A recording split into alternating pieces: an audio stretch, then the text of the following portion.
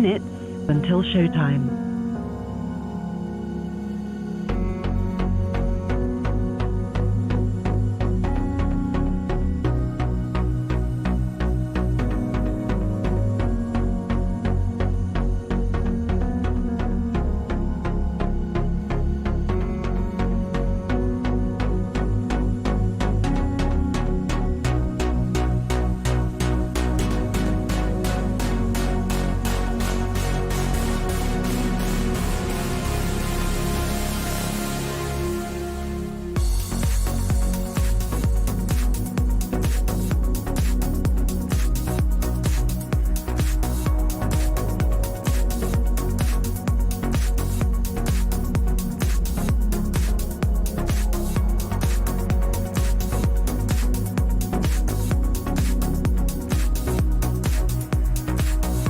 3 minutes until showtime.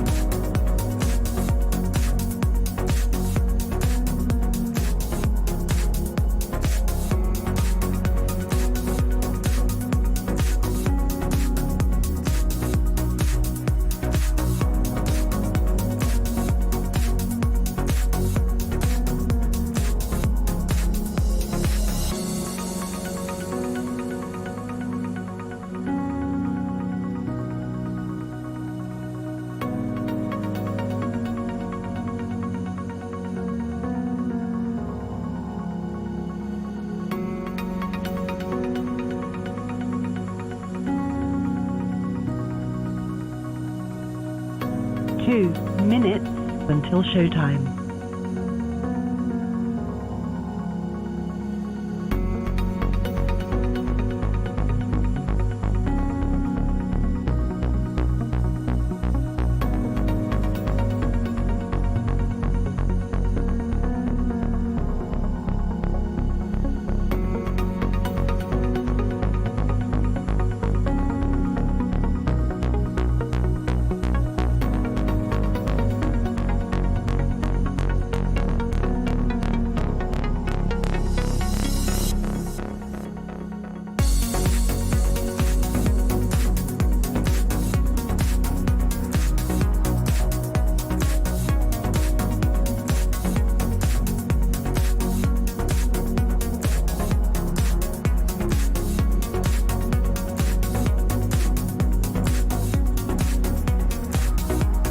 1 minute until showtime.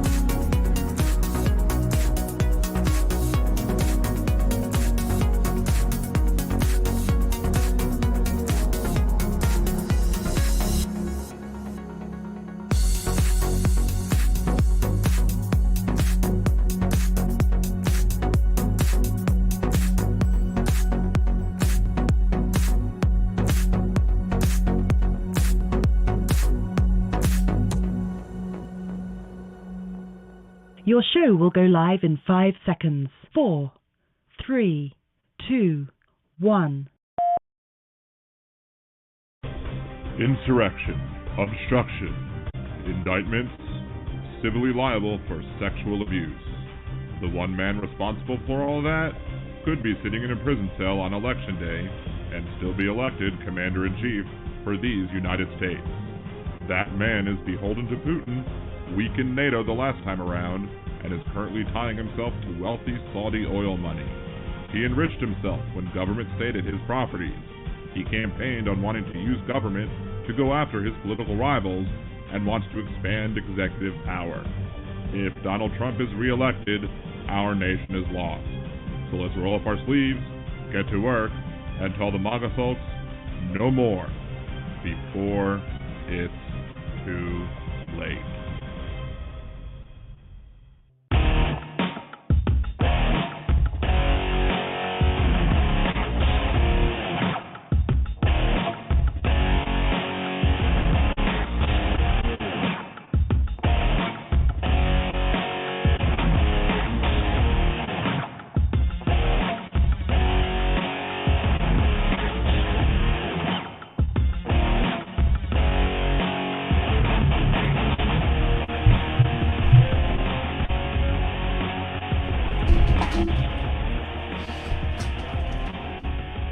And welcome back to Liberal Dan Radio, Talk from the Left, That's Right. This is your host, Dan Zimmerman, live from New Orleans, Louisiana. And I may have ruined something over here. I don't know yet. Because I didn't realize that my son had shut down my camera.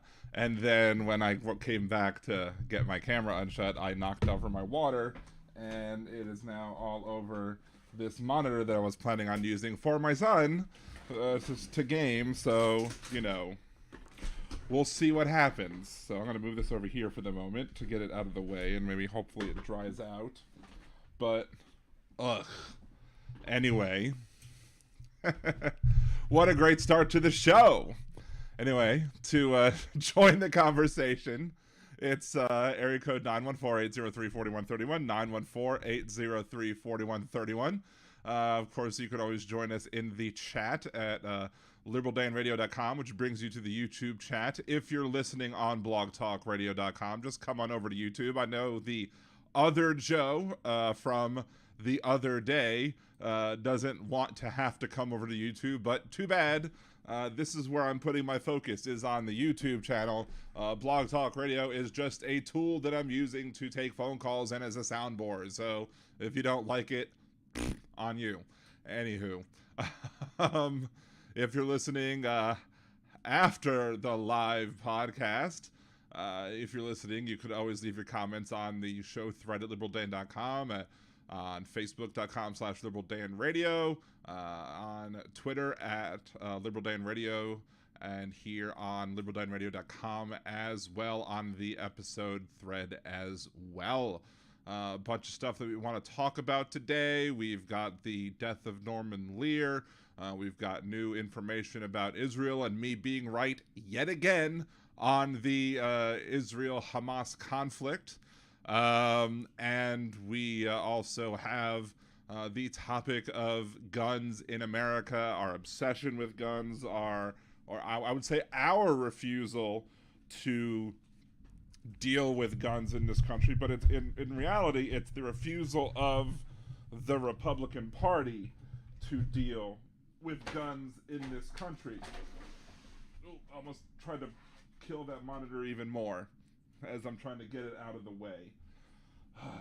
What else did I spill and or kill over here? As I'm surprised I didn't spill more water than I actually did. Anyway, more annoyed than what I thought I did. Anywho. Anyway. Am I ever wrong? Yes, I have been wrong plenty of times. Oh, plenty. See, my wife agreed. My wife confirms I've been wrong plenty of times. What happened to that?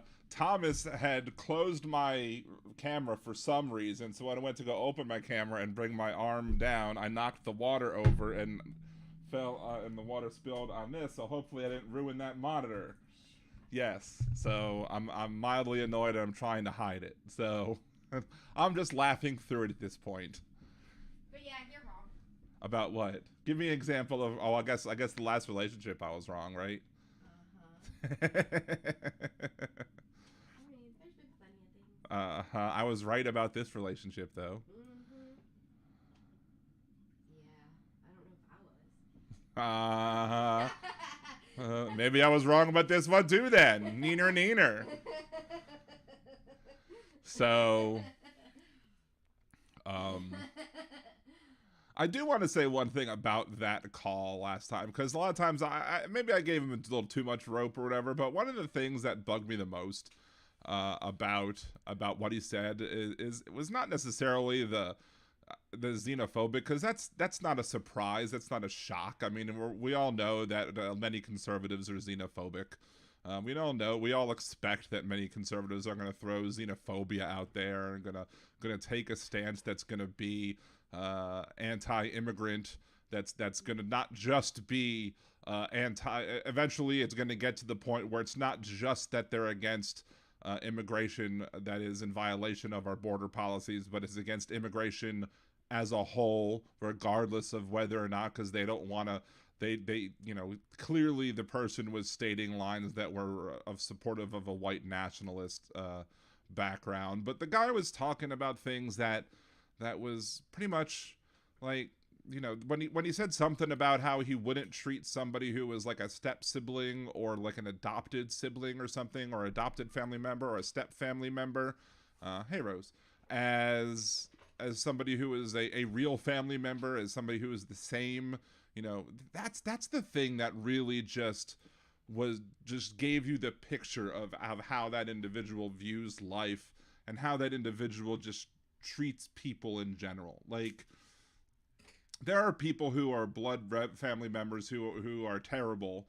You know, when my mom found her, you know, she was adopted, she found her blood family, and most of them are garbage. You know, they are blood related to me, and I want nothing to do with any of them. None of them whatsoever. Like, I met them, and they're terrible people. You know, then again, most of the people from the adopted side of the family have proven themselves to also be terrible people, but it's not because of they're on the adopted side part. It's because of the fact that who they are. But like my stepsister, you know, she's my sister. She's not, you know, I don't treat her any less of which because she's, you know, my dad married her mom. You know, she's family. So why would I treat her any differently because of the fact that she's not my blood relation? It's bizarre. It's a bizarre way of thinking of life. I mean, I guess that's just one more example of why of the differences between the sides, I suppose. And the yeah, I have the Rose on my back. Can't really see her through my head, but anyway, and I guess that's another thing that one of the things that I like having the other side on the show for is I like having the debate. I like showing people how to debate them. You know, I like showing them how to win the debate. I like showing y'all how to win the debate. I like showing people how, but I also like showing people how to find the common ground. Because I think with Joe Gibson, we found a common ground on at least some part of why the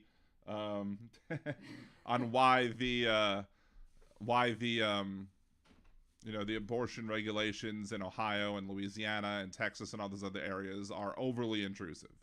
Now, obviously, I agree. I think that they're more intrusive than he does, but obviously he agreed that they're overly intrusive, you know, even to his standards, which says a lot.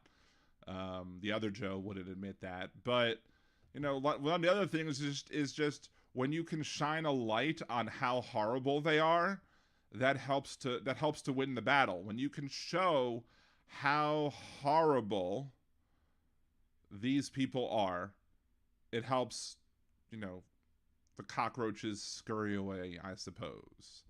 So, Jeff Curry, we're going to get to the Trump comment in a second too. We'll be getting to that. So,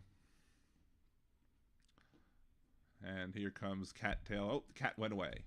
Cat has decided that my shoulders are no longer where she wants to be. I'm sure she'll be back in another 15 minutes or so, because, you know, maybe she'll get cold again or something. I don't know. So, I only got 14 viewers. I guess it's... Let's do the first thing first. We can talk about Norman Lear. Norman Lear, you know, is somebody who, you know, was clearly somebody who was just amazing in television, had amazing number of hit shows at one time, and I don't know if anybody will do that again. Like, the amount of hit shows that he had just was amazing. And how one does that. I mean, he tackled, you know, early on issues like homosexuality, like sexual assault, like racism.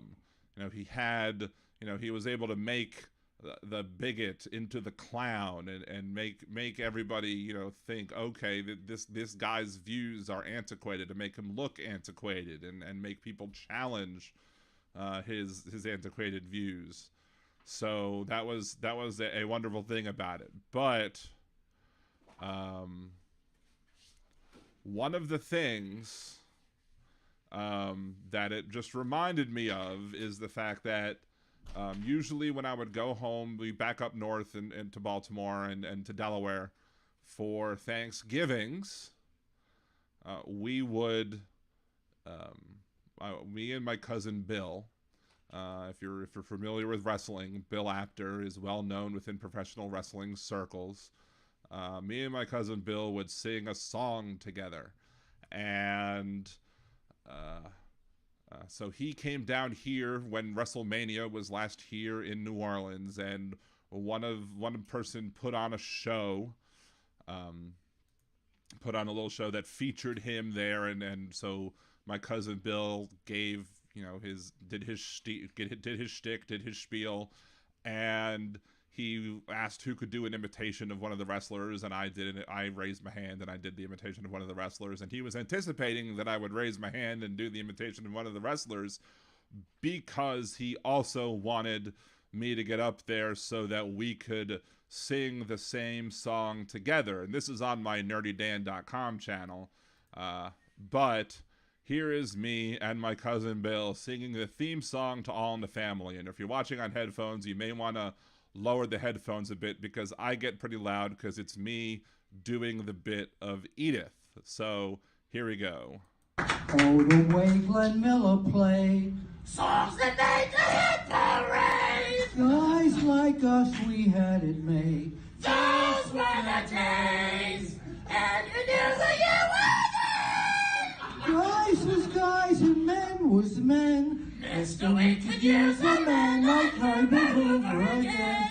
Didn't have no welfare state. Everybody pulled his weight. G.R.O. was sour and great.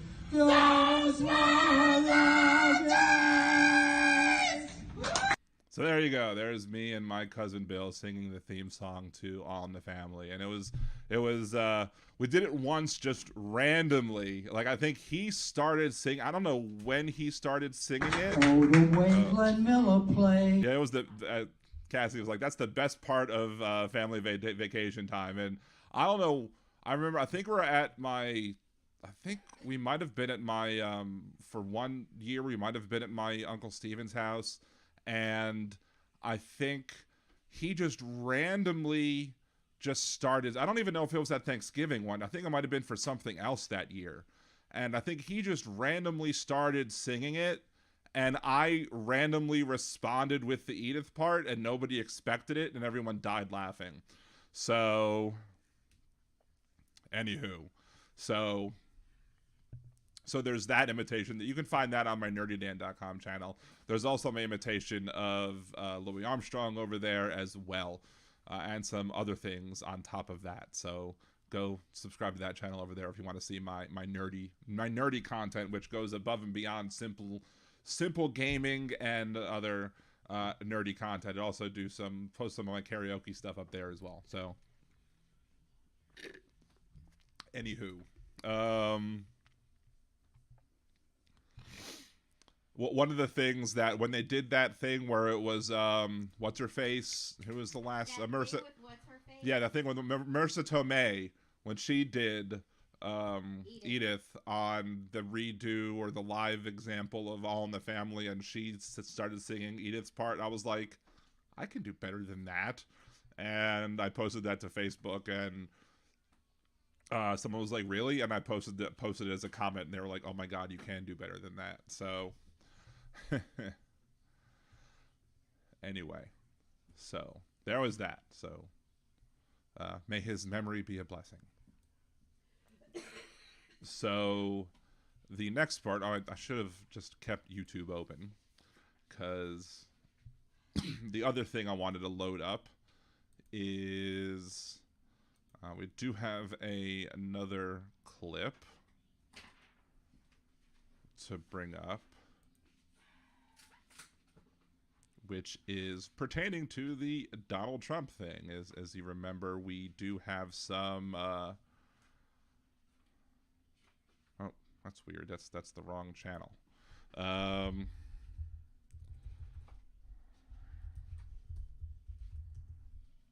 For some reason my Google I guess, reset, and then I had to re-sign into everything. So here we go. There's that. And let's maximize it. And so Donald Trump said his thing, and of course, because he said his thing, I had to turn it into another version of just the clip. Oh wait, hold on. I didn't turn the volume back on. There we go. When a politician makes an outrageous quip, no commentary needed, it's just a clip. He says, "You're not going to be a dictator, are you?" I said, "No, no, no, other than day one. We're closing the border, and we're drilling. When a politician makes an outrageous quip, no commentary needed, it's just a clip." And there you go. No commentary needed, so it's just the clip.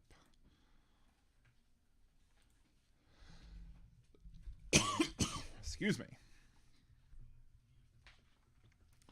Let's see. Someone says some other celebrities are surprisingly good singers. Yeah, I mean, not just actors too. There are some like sports celebrities we used to watch. I haven't watched the current season of Masked Singer, but one of the things we used to watch a bunch was Masked Singer, and we would watch that and try and guess who the singers were. And one of the first times, the first I think note one season that the Fox sang, I was like, that's Wayne Brady. I was like, that's Wayne Brady. And they kept not guessing Wayne Brady. And I'm like, that's Wayne Brady. That's Wayne Brady. Totally, that's Wayne Brady. Why are they not guessing Wayne Brady? That's clearly Wayne Brady. And then it came out it was Wayne Brady. And I was like, I told you it was Wayne Brady. No one wanted to listen to me. It's Wayne Brady. And they were going to sing all sorts of other things all over the place. And I was like, it's Wayne Brady. No one else. And there's another one that came out that I was right on. Though sometimes they did have singers on, like they had 3 singers came on and they were women, and the clue that they came out, they said something about hold on, and I was like, well, who else can it be if their clue says hold on? It has to be Wilson Phillips, and it was Wilson Phillips the entire time, and yeah, I was right. So, who else did I get? Did I get who was a skater? Did I get him? Was he on? I don't know. I don't remember that shit. She doesn't have a good memory. Elephants have a good memory though. Elephants have the best memory. Have you seen that commercial where they mentioned about elephants having a good memory? No, I have not seen that yet. That's funny. So it would be really good for a job of somebody working on the Jungle Cruise if they would have known that elephants have a good memory. That's something that the Jungle Cruise person said over and over and over again about how elephants have a really good memory, and it would be really good if he would remember things like an elephant would, because that would be really good for him for his job. And then 5 minutes later, there's elephants, and elephants have really good memory. It'd really be good if I had a good memory. And so I was cracking up, and everyone else was not cracking up because I was enjoying the joke, because I like dad jokes, so I was enjoying that. We ate at the Skipper Canteen too when we were at Disney World last, and I told my joke that I would say that if I ever got to do the Jungle Cruise ride and be Skipper Dan, and I was like, I did see on the last time I went on a Jungle Cruise, I did see a Aztec pyramid, but I bought it, so now it's Mayan, and she got a good kick out of that one, and so I might steal it. So there you go. But yeah, haven't even watched a single episode this season of Masked Singer, so I don't know why we didn't start picking up watching this season, but Because you're always doing something else. maybe. It is what it is. Thank you, Donald. So what else? So more news about Israel came out. Of course, if you listen to Liberal Dan Radio, you would have saw me guessing that because Israel has such a good intelligence force, that I predicted that it was highly unlikely that they wouldn't know about any impending attack that was coming towards them, and that I predicted that it was more likely than not that they would have known, and that it would benefit Benjamin Netanyahu to allow an attack to happen, and so that he could respond to that attack and use it to his political advantage. Now, I don't know if he would have known how bad or big the attack would have been, but to me, because of Benjamin Netanyahu's legal troubles that he's facing and how he's, embattled, so to speak,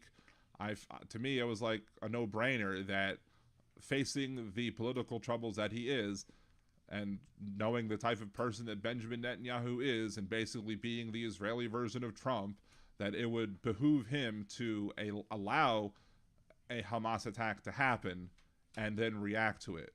Because preventing an attack, normally an ounce of prevention is worth a pound of cure, but in this case, the ounce of prevention wouldn't have made much news. Being able to pound on the Gazans over and over and over again in retribution for whatever attack that the Hamas terrorist people were going to do against the Israelis would then give him cover to distract from any of his bad actions. And as it turns out, Israeli intelligence did, for a year, know about what was coming. I think they even called it Operation Jericho. And it's disgusting that it was known, that they knew about it for a year, and they just didn't do anything to prevent it. They allowed it to happen. And Netanyahu now gets to do his reaction, his retribution. He now gets what he wanted, which is to conduct his war against Gaza and commit his acts of brutality and be as Trumpy as he wants to be. Yet, we here in America want to just sit back and let our Trump be reelected because we don't want to see the difference between the two. We don't want to see the difference between Biden and Trump. We have leftists in this country who are going to be criticizing Biden, even though Biden and his administration was responsible for negotiating a long-term or a longer-term ceasefire than was expected. Everyone expected just, little pauses, and we got, at least a week to be able to get hostages freed, to be able to get some people out. And they're still working on trying to negotiate some sort of peace. But do you think Donald Trump would be wanting to negotiate peace? No, Donald Trump would be endorsing Netanyahu just bombing the crap out of Gaza. Absolutely 100%. If you think that Donald Trump is going to be better for the people in Palestine, if you think Donald Trump would be better for the Gazans, you're ridiculously crazy. But at the end of the day, what I said is that Netanyahu was better off if he knew about it and then didn't react than if he would have prevented it. And it seems as if the Netanyahu administration didn't do anything about something that they knew that was coming. And that's morally reprehensible on their part, because in doing so, not only is he now responsible for any unnecessary deaths that are taking place on the side of the Gazans because of any indiscriminate bombing or any excessive force that he's using against Gazans to go after Hamas. Look, because again, they have every right to go after Hamas, because that doesn't excuse Hamas's actions. But, excessive force is still wrong, even when force is justified, in any case. But if he could have prevented it, if they could have prevented it from happening in the first place, that means that there is some culpability and responsibility on his part from not doing what he could have done to stop it from happening in the first place. I.e., some of the deaths of those Israelis are on his hands as well. And and he might not be, you might not be able to draw a line from, the people who are below him. Maybe there's no paper trail that connects him directly, but the buck stops there. If he's responsible ultimately for the government, buck stops there. He controls the government. You have to know that he was in charge and they were following his directives, his orders, etc. They might give him plausible deniability at the end of the day, but he is responsible, and he's ultimately is going to have to take the fall for this. And if not, then that is also another travesty that's going to take place. He needs to take the fall for this. He needs to take full responsibility for everything that has happened, especially now that we're seeing that, again, they knew and they let it happen. Israelis unnecessarily died because of his failure in leadership. Gazans have unnecessarily died because of his failures in leadership. He is just a failure in leadership and needs to go.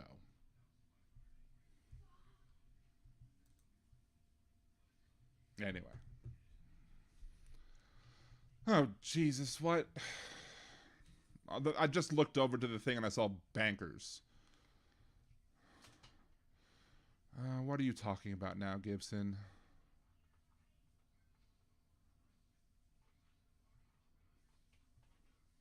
Let me scroll back up through the chat. Hurry up! I'm actually surprised I haven't been spoiled. Let's see, talking about whatchamacallit. Masked Singer, I should watch. They've got really good singers on this season. I mean, I'm surprised I haven't been spoiled about any of the people on this season, so that's surprising in and of itself. Usually, I do get spoiled, so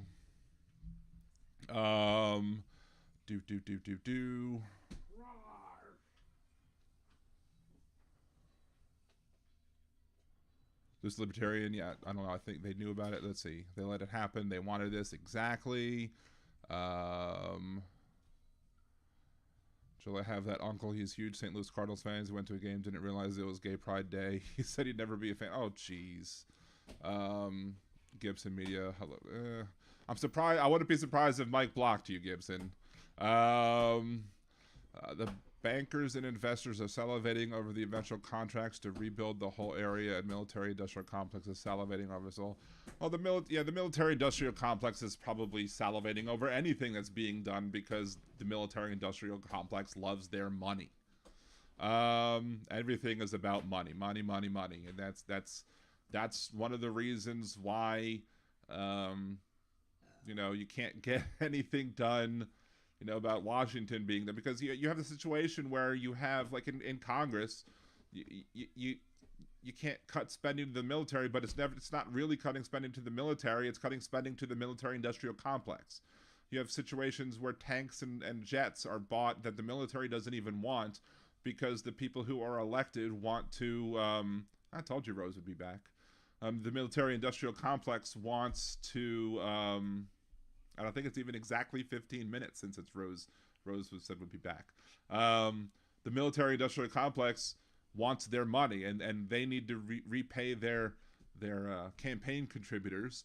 So they're going to buy parking lots full of tanks, and they're just going to sit there because the military is like, we don't want these, and they'll just sit there, not for nothing. So should we build the military what they need in order for them to be able to do their job? Sure. Should we be paying back the military-industrial complex for campaign contributions and buying things that the military doesn't want? Hell no. To me, that should be the conservative point of view, but the Republican Party is never gonna whenever, if anybody were to ever say we can't spend this money, we shouldn't be spending this money, it would be argued that we're being anti-military, when in reality we're being anti-military-industrial complex. See, Tim Farrell, that is a special kind of evil that I do not really believe Bibi is capable of. He's a crook and extreme to say he was a co-conspirator. I'm not saying he was a co-conspirator. I'm not saying that he planned it with Hamas. I'm just saying that Israel knew of it. I mean, we know that Israel knew of it, and they let it happen. So I don't know if that's necessarily rises to the level of co-conspirator, but that's like turn the other way and let it happen. Like, oh, Rose. Like, let's say I see a bank robbery about to happen, right? And I see people sneaking into a bank with guns. And I just turn the other way. Somebody's calling. I turn the other way. And I do nothing about it. I don't call the police. I don't do nothing. I just turn the other way and walk. I don't get involved. That's not me, and that's not me being a co-conspirator, but that's me enabling it to happen. Maybe, maybe not to the level of Netanyahu, because I don't have necessarily the ability to stop it. Or maybe it's like, if I was the head of the bank or something and was like, I saw somebody robbing the bank and I didn't bother calling the police or calling in anybody, and I just let it happen. And because for whatever reason, maybe the robbery of the bank would make me more money because I get to make an insurance claim or something. Kind of like the Duke and Duke brothers in Trading Places allowing Eddie Murphy's character to break an expensive vase, because by doing so, they will get more money out of the breaking the expensive vase than it was worth, because they put more money on their insurance or whatever, except for the fact that the expensive vase is just property and people are worth more than property. I don't know. I'm trying to think of a good reason as to why, as to how it could be comparative. Anyway, see, Lucid, I'm a Blog Talk Radio host too. Joe Gibson is a regular on my show, and I visit his show as regular. Well, thank you for joining us, and thank you for joining us on YouTube as well, Lucid Libertarian. Appreciate you for stopping by, and I appreciate you for stopping by over here. Is that you who happens to be on the phone, Lorianne? Is that you that's waiting on the line, or is that somebody else?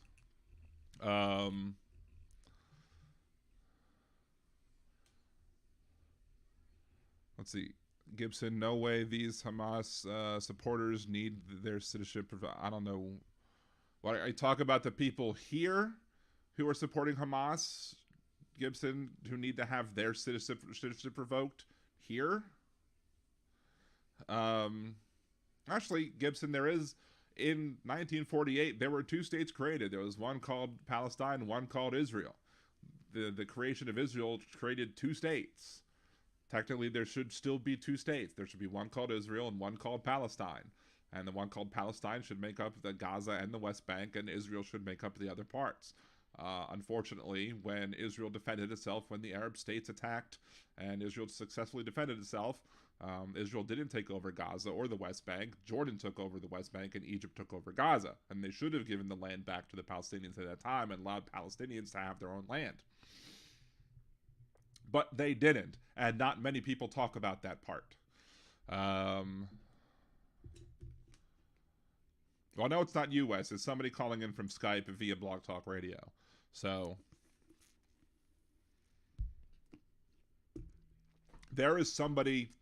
There are certain ways and conditions that you can give up citizenship automatically under U.S. law. Voicing support for Hamas in and of itself is not enough, as I understand it, under the law, to specifically give up your own citizenship. Now, if you're voicing support for Hamas and giving aid and cover to Hamas if they were attacking us, that might do it. But if they're not attacking us, then that's not going to do it. That's not enough to do it. So, now, PSG E7, I don't think Gibson wasn't talking about the people who are Palestinians who are here in the U.S. on student visas. Gibson Media was talking about people who are citizens here who are voicing support for Hamas. That's a different thing. Again, one other thing though is that this also comes down to your interpretation of the Constitution and who has rights. Rights do not just belong to citizens of the United States. Rights belong to people. People have rights. It's not just citizens who have rights. People have rights, unless those things that are spelled out in the Constitution are spelled out specifically for citizens, like voting. voting in the Constitution is specifically stated for citizens, as a protected right for citizens. But, at least federally, but when it comes to things like free speech, it's people have free speech, right? So you can be here and not be a citizen and still have the right to have free speech, to practice your religion, to freely assemble, to do all the to be free from illegal search and seizure, to have a speedy trial, to all the other rights that are enumerated and all the other non-enumerated rights that are protected via the Ninth Amendment.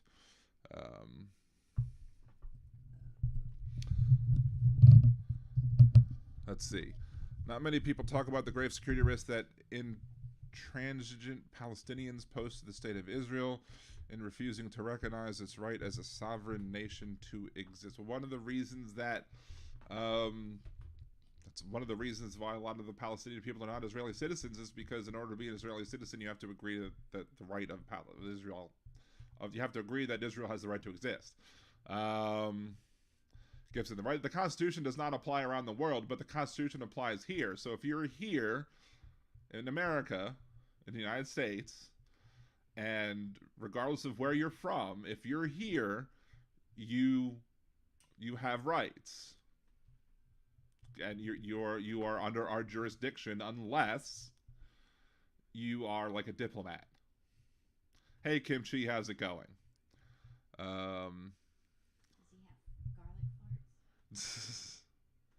No, she does not. So it wasn't even me being flatulent. There was a time where I ate at this restaurant called Gimchi, like it was Gimchi, and I had so much garlic that, at that restaurant that there wasn't even any sort of expulsion of any gas that was coming from me. I was just emanating garlic from my pores. Like I just had so much garlic coming from my body that my wife could, she could smell me. I was walking in the garage and my wife could smell me from the garage. And like 2 days later, I was like, what is that smell? And she was like, it's you. So there you go. There you go, Wes. One of my bad decisions was eating at this restaurant called Gimchi. That was where I made a poor decision. To call back to the old comment, I ate at that restaurant and I smelled like garlic for days. So, hey, TV2 Live, what's going on? Good to see you. Everybody go follow TV2 Live. Lucid Libertarian, there is such a thing as too much garlic. I never used to think so. I used to make garlic, but I would take like the French bread and take minced garlic and just cover it. Like I got to the point where like I was eating dinner and I invited one of my friends over. It was in that previous relationship that was a mistake, and we threw it in the oven and we took it out and we took the garlic bread out and he just scraped half the garlic off because it was so much garlic. That was fine. This dish, yeah, too much garlic apparently.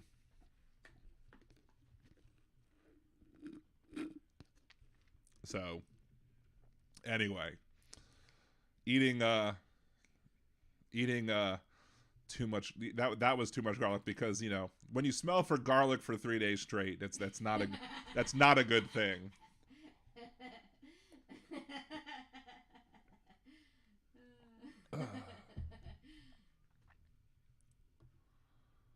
See, I have a friend with a Korean wife. He hates when she makes kimchi, says the smell is bad for days. I mean, I like kimchi myself, both the user in the chat and the food. But it was I didn't even eat. There's just the restaurant was called Kimchi. I think what I had was like food in like on one of those like stone bowls or whatever, and yeah, whatever it was, whatever the food, maybe it wasn't just garlic, maybe it was something else too, but whatever it was, it made the garlic multiply by ridiculous amounts. There is some garlic that's milder than others, probably, sure. Yeah. Let's see, kimchi, everybody wants me. Well, clearly. I mean, why wouldn't they? Jeff, now you're going to be thirsty for kimchi today? Weren't you thirsty for Jackie last show? Anywho, so main topic of the show. Is that whose paintings are in our house? And Rose is back again. I think like it's every 15 minutes Rose decides that she needs to be scritched. What's up, my Rosie Posies? This is the cat that half likes me. Have you told him about our mysterious panties? No, I have not said that. No, I have not had that conversation on the podcast.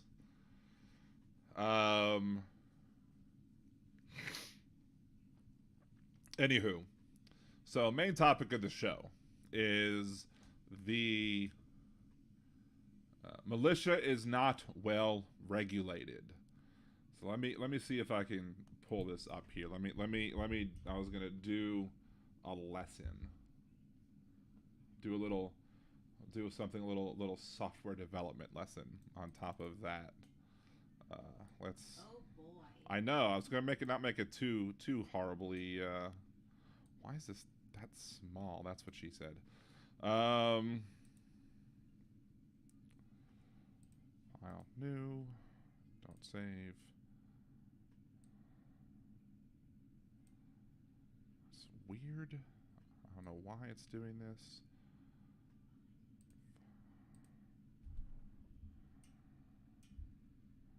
There we go. That works.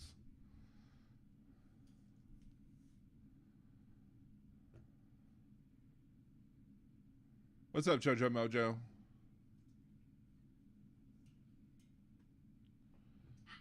Anywho, so let's pull a couple things up first before I'm going to start the lesson.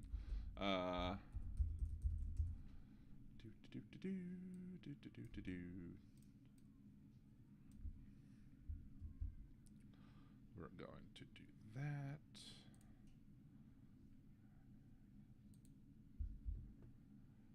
And do that. And do that.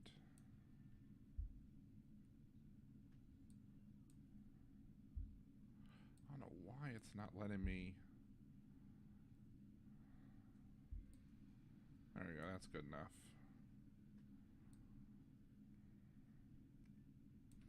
All right.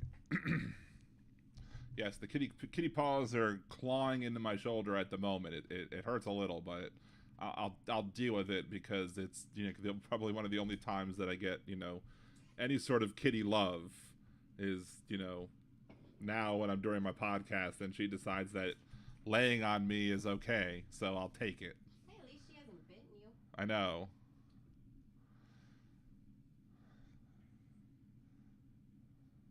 So is that cat giving you a massage? Can you teach my lazy eye? It's not really a massage. It's more like claws in my shoulder. So, and it's not not the way that I normally would appreciate claws in my shoulder, but that wouldn't come from a cat. So, but not me. All right, let's move this up here. All right. Second Amendment. A well-regulated militia, being necessary to the security of a free state, the right of the people to keep and bear arms shall not be infringed. That is the Second Amendment. Everybody agrees? Yes? Good. So, as a software developer, this is something that I think is sometimes overlooked.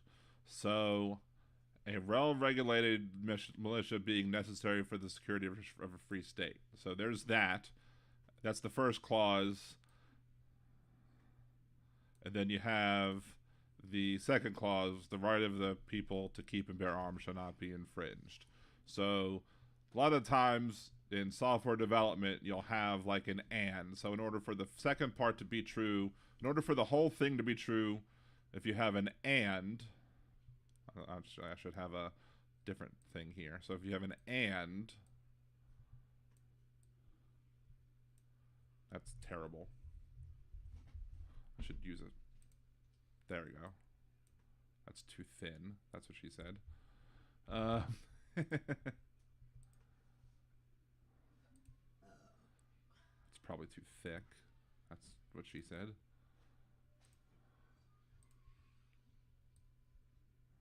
Press fine. All right, so like an and. So if you're adding two things together, so in order for the whole thing to be true with an and, so both things have to be true, and you check the first one first. So if this one is true, then you check to see if this one is true. But if this one is false, and I've never been good at writing with a mouse, so bear with me in my horrible handwriting. So this one is false, then you never even evaluate this one, because this one is automatically going to be false. The entire one will be false because this one is automatically false. So there's no even need to check this one. So why am I saying this? Why am I bringing this up? Well, if you don't regulate the militia well, then how can you deal with this part of the clause? If the militia is not well regulated, then how do you have the right to keep and bear arms? That's my point. And we don't have a well-regulated militia. The people are out there shooting people up left and right. The people are out there, UNLV today. I wasn't quite exactly sure. I don't know if they've released the amount of dead people yet. Let's see, UNLV. I think it was something like 3 or 6. Oh, that's conflicting. Let's see. 3 hours ago, it says at least 3 killed. From NBC News 3 hours ago. Let's see. USA Today 1 hour ago. Las Vegas shooter dead after killing 3 in campus assault on 2 buildings. Did they? And my thing was, what I told my wife earlier was, if the shooter shot themselves, then the shooter was probably white. If the cop shot the shooter, then the shooter was probably black. That's just my assumption based on what typically happens when typically happens in these sort of things, that white shooters are typically apprehended unless they take their own lives. But so far as I've seen, they have not announced anything as to how everything went down. But this is from an hour ago, and I'm not seeing anything other than 3 people being dead, and that the shooter is dead on top of that, and nothing else. Nothing else about why and who and etc. If anybody else has anything in the chat that would add to that and has any more thing to add information about that, please let me know. But let's see, Kimchi, I'm still a white girl who thinks collards are comfort foods. Now that I like spicy food, I can no longer tolerate life is cruel. That's terrible. Now, I do like spicy food. I love spicy food. Like, I looked at my DNA test and saw that I was, like, completely 100%, like, translucently white. And I was shocked at how white I was when you compare it to the food that I like. But, Gibson made it just another normal day in the Chicago gun free zone. Here's the thing. Chicago is not the worst when it comes to gun deaths per capita. That's more conservative areas. But the other thing is that problem with Chicago is you can't have a city with gun bans. You can't have successful gun bans in a city when the surrounding areas around that city don't have gun bans. Why? Because a lot of the shootings in Chicago can be traced to like 2 gun stores that are right outside city limits. So it doesn't make sense to have, unless you need uniform gun laws nationwide if you want to actually have real regulated militia. If you want to have a regulated militia, you need real gun laws. It's one of the reasons I've argued. Well, one of the reasons I've argued is that because the Second Amendment says that well-regulated militia being necessary to the security of a free state, and because it actually mentions the need to regulate the militia, I've argued that that's then saying that the federal government is the one that regulates the militia, and as such, it's not a power that's retained by the states or the people, and as such, the states or municipalities should not have the authority to regulate guns, that should be the authority of the federal government to pass gun legislation. That's my argument. Because it's listed in the Constitution, because they list regulation of the militia in the Constitution, that the regulation of the Constitution then falls to the federal government and not the states. And it doesn't make sense to have separate regulations state by state on guns, because it doesn't make any. What sense does that make? You're going to go from one state to another state and have to deal with different regulations from state to state. It makes no sense. You had one situation that I always bring up. I think you had a veteran from, I want to say the veteran lived in Virginia, and the veteran went to New York City, and the veteran was following the laws from Virginia and went to New York City and thought he was doing the right thing by checking in his gun at the desk or whatever when he went into like the Empire State Building or something like that, and then he ended up being arrested because he was possessing a gun on the property in violation of the law, because the laws in New York City and in New York State were different than Virginia, which makes no sense. Hey TK, what's going on?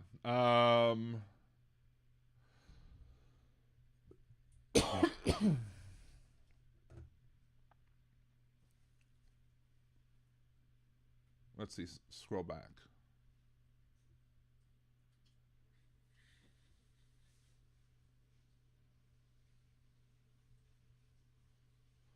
Let's see. PSGE 7, if there is a discipline problem in the state militia, then the solution is to discipline or prosecute any criminal actions by them, not to infringe on the RKBA? Or do you mean RTBA? Of the general public. But is it general public or is it the militia? That's the thing. But the problem is that we don't. But the thing is that, again, as we said before, an ounce of prevention is worth a pound of cure. And if you can regulate the militia, you have to regulate them. There's regulation is required there.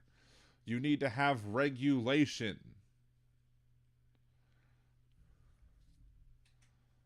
But you can't have regulation. You can't have good regulation if, like, you have things like a city has a ban, but the counties outside of that city don't have the ban. So you can just go outside the city, go buy the gun, and then go right back into the city.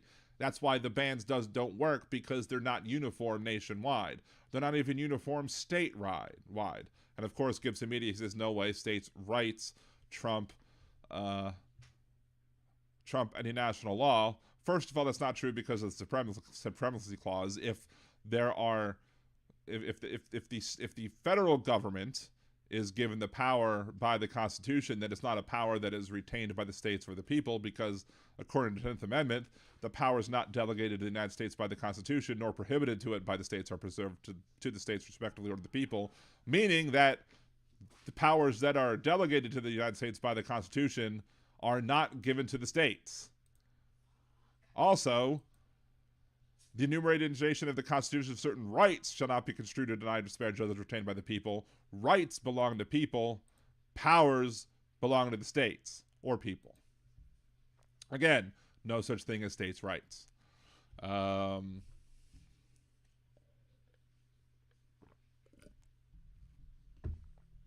Let's see. Trying to just save my water since I spilled like a third of it. There's a water bottle over here. Oh, okay. Let's see. Scroll down. Need to understand between the different interpretation of well-regulated. Hold on, let's scroll too far.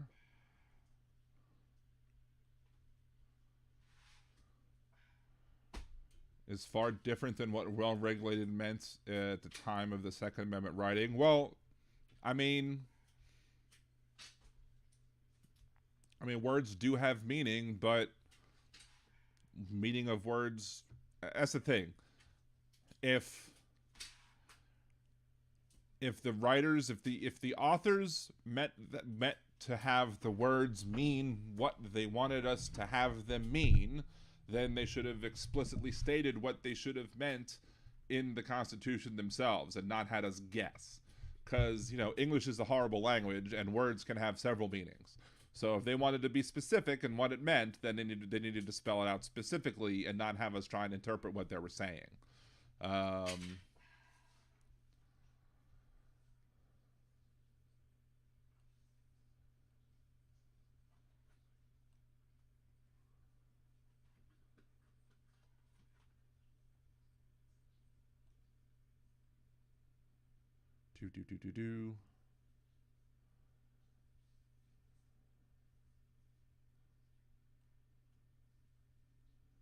It keeps scrolling on me.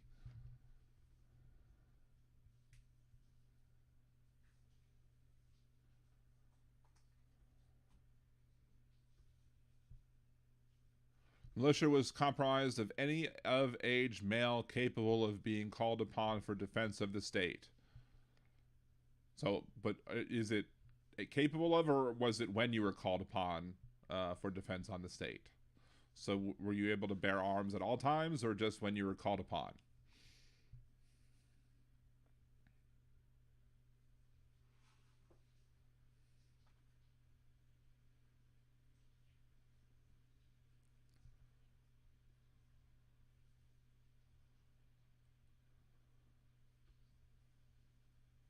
PSGE states do not have rights because they are government. States have powers which are enumerated in the Constitution. Thank you. That's what I say all the damn time. Thank you, PSGE7. Thank you.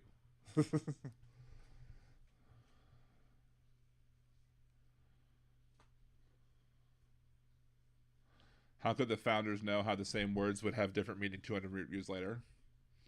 Did the founders know that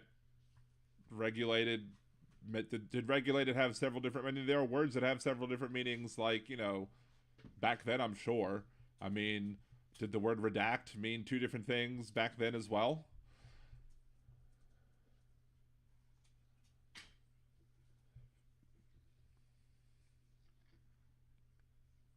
I think the sentence back then, you look at the sentence, and if I was like an English major, if somebody wrote that sentence, it would be like, fail. That is a terribly written sentence. I don't know. It's just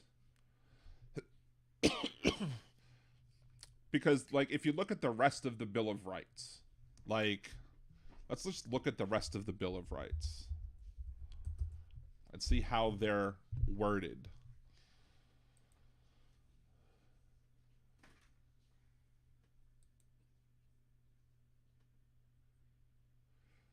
Like, Congress shall make no law respecting an establishment of religion or prohibiting the free exercise thereof or abridging the freedom of speech or the press or the right of the people to peacefully assemble and to petition the government or redress of grievances. I mean, that's plainly worded.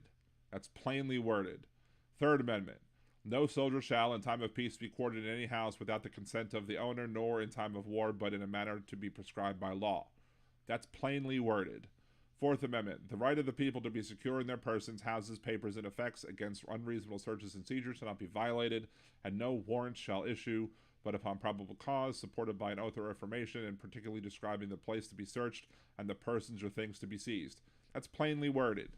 Fifth Amendment. No person shall be held to answer for capital or otherwise infamous crime unless on a presentment or indictment of a grand jury, except in cases arising in the land or naval forces or in the militia, when in actual service in a time of war or public danger, nor shall any person be subject to the same offense to be twice put in jeopardy of life or limb, nor shall be compelled in any criminal case to be a witness against himself, nor be deprived of life, liberty, or property without due process of law, nor shall private property be taken for public use without just compensation. Plainly worded. Sixth Amendment.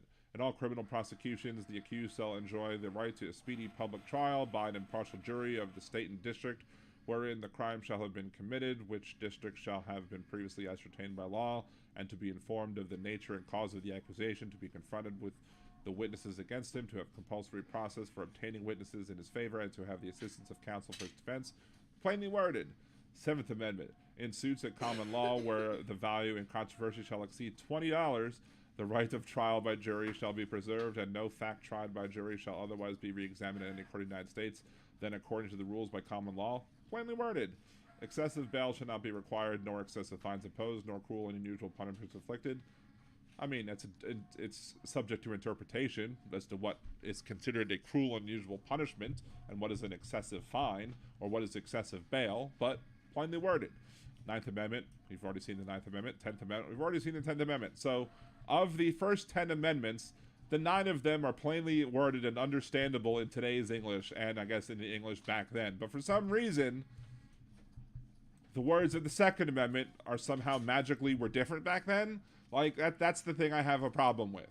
Like, I have a problem with the idea that magically the Second Amendment is using these magical words that somehow were magically different back in the 1700s, but yet all the other words that were used in the Constitution to define our government, we could probably go through all of the words of the Constitution. Every single word in the Constitution we could probably go through. And the only words that somehow magically were used differently in the Constitution than today are the Second Amendment. Like, that doesn't pass the smell test to me.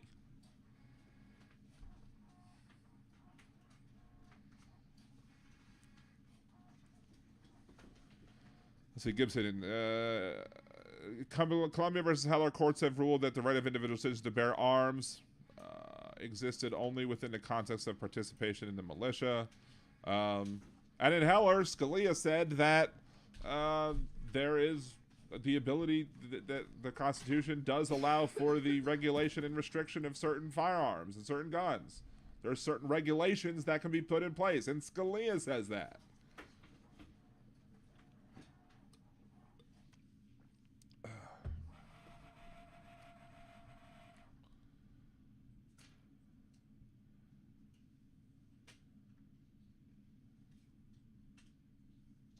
Let's see.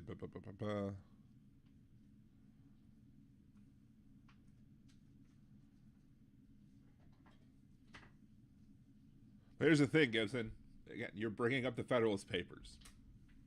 And that's one of the biggest things that I have a problem with is when conservatives bring up the Federalist Papers, is because many times, and I think we've had this conversation before, but I'll bring it up for the benefit of the other folks in the chat. Are conservatives or other folks who may be libertarian leaning or whatever, are we textualists or are we not textualists? Do we follow the words of the laws in the Constitution as written, or do we not follow the words in the text as they're written? Because a lot of the times we'll talk about judicial intent, we'll talk about legislative intent when we're talking about these laws, and when we talk about legislative intent, when we talk about laws as what they mean, what they supposedly mean, the conservatives will say, well, we can't do that. We have to be textualists. And the same people, though, will, like, Scalia or Alito or the same jurists, when discussing this, will then bring up the Federalist Papers. I'm like, well, how can you bring up the Federalist Papers and then talk about being a textualist? Because you can't be a textualist and then talk about the Federalist Papers. Because all the Federalist Papers are talking about, this is my intent. This is the intent. So do we allow discussion of intent of what was meant by the people, or do we not talk about the intent? Hey, Elizabeth. First two comments.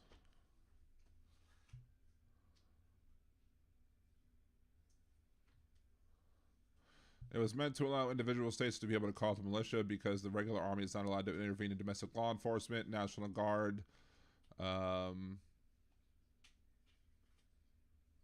had to escort the student into the the National Guard had to escort the students into like the ninth into classes. Yeah, that's a very good point.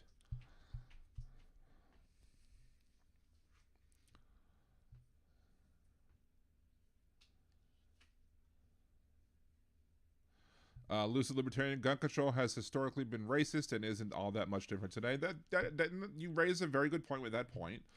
There is a lot of gun control that is in effect racist. In fact, when Ronald Reagan tried to push some gun control efforts in California to prevent the Black Panthers from having their own weapons, having their own guns. The NRA did nothing to stop that from happening. They didn't want to stop that from happening. They were more than happy to stop the Black Panthers from having guns. The NRA is more than happy to have white people have guns, but they don't want black people to have guns.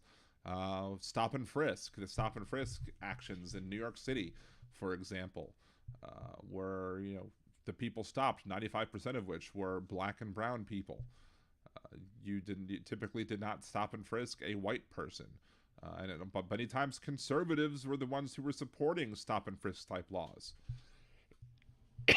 because they thought it was a reasonable thing to stop and frisk people who they thought looked scary. But I would wonder, you know, one of the things I've thought about and maybe brought up on the show before is whether or not, you know, if we could have some sort of time machine that would get like Jefferson or Hamilton, like right before they died, and, you know, could grab them and like pull them into the future right before they died, and we could be like, hey, we're going to interview you and get your opinions on these matters, and be like, what do you think about these things going on in our society today? What do you think about, for example, the fact that we have guns that can shoot out X many bullets a second, X many bullets a minute, X many rounds a minute? We don't need to reload. We don't have muskets where we need to, you know, shove the powder in and then load the muzzle and everything like that. We have these repeating weapons that you put a clip in and you can go and just shoot out a whole bunch. And we have flying machines that can just, we have large howitzers, and we have other sorts of weapons that can fire, you know, I don't know if we'd be able to explain depleted uranium tipped armaments or whatever. I don't know how much we could explain to them. What would you think about ordinary civilians being able to have such weaponry? Do you think the Second Amendment would say that those people should be able to have such things? Would you word the Second Amendment differently if people would, if anybody could be able to get an Uzi, or if anybody could get an AK-47 or an AR-15 or whatever? But I'd also want to get their opinions on other things, like what would you think about the Senate, about the makeup of the Senate today, when you formed the country, the size of the biggest state as compared to the smallest state was about 11 times. Like Rhode Island was, Virginia, the size of the population of Virginia, taken into consideration the 3/5 compromise, was 11 times more than the size of Rhode Island. Whereas now the size of Wyoming compared to the size of California is like 55 times. Like, would you have said that the Senate should be made in the way that you made it if you knew that we'd eventually have states with that big of a size discrepancy, that such a small population state would have that much say with such a large population state? Or would you have worded it differently, because you're then giving those small states an even larger say than you ever imagined they would have back in the day? Or would you maybe have put a limit of some sort on how many people or what size a state could be, or maybe an automatic splitting of states or something? I don't know. But, you know, of course this is a sci-fi type topic, because we're never going to have that sort of thing. But I can't imagine that the founding fathers could have imagined those things that we have today. So maybe, just maybe, the people who believed it was okay to have a compromise that said black people counted as 3/5 of a person, yet didn't have any rights to vote and could be owned as people, and maybe those people weren't quite the perfect arbiters of what is or isn't the best list and enumeration of rights. Maybe they weren't the best people to determine, whether or not, these words were the best words. Because, like Donald Trump, I have the best words. Nobody has any better words than me. So, First of all, Gibson, it's Y-O-U-R-E, not Y-O-U-R. Second of all, please stop insulting people in chat. As I've said before, and you're on, you've been given more warnings than others because you have done.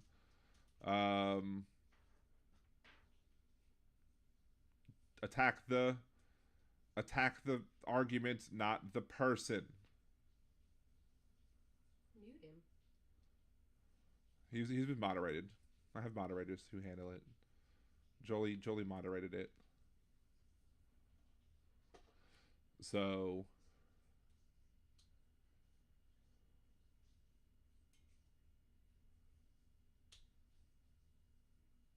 nobody should be insulting anybody in the chat. Except me. Except my wife. My wife can insult anybody she wants. Happy spouse, happy house.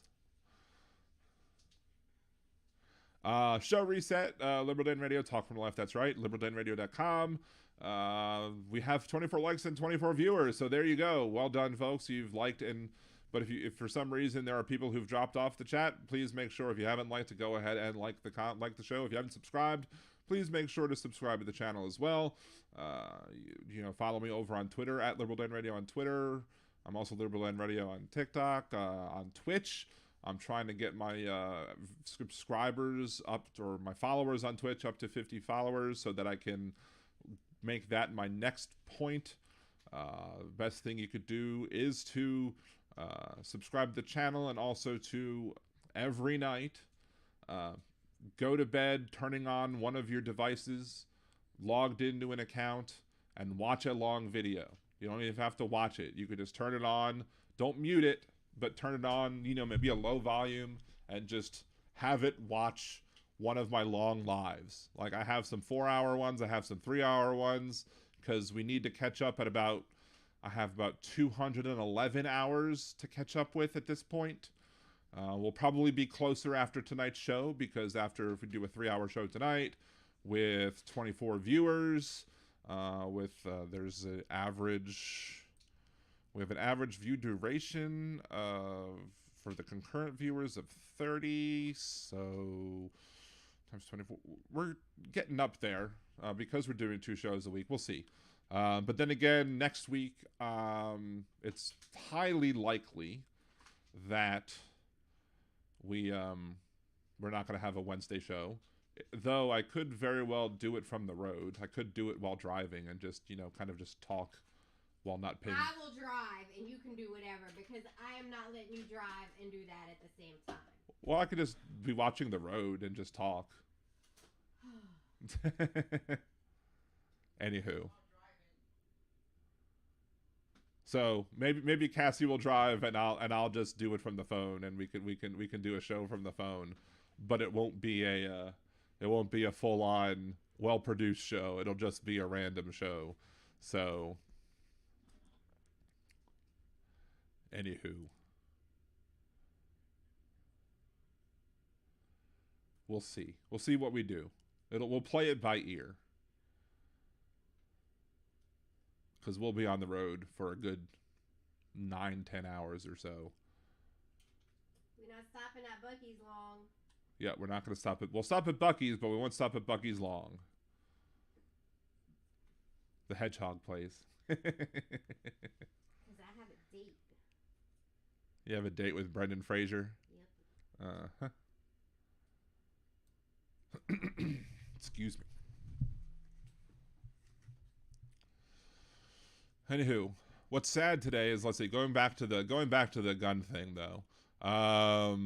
Chris Murphy from Connecticut. Today I asked my colleagues to pass a universal firearms background check legislation supported by 90% of Americans would save thousands of lives. Republicans blocked it. 3 hours later, another mass shooting in UNLV. The carnage is a choice. Hey, Jackie, what's going on? Ooh, you're getting a Buc-ee's here? You're lucky. The closest Buc-ee's that we're going to have is eventually in Mississippi, which is what, going to be like an hour and a half away? It's going to be a past Christian, I thought. So maybe an hour away. So,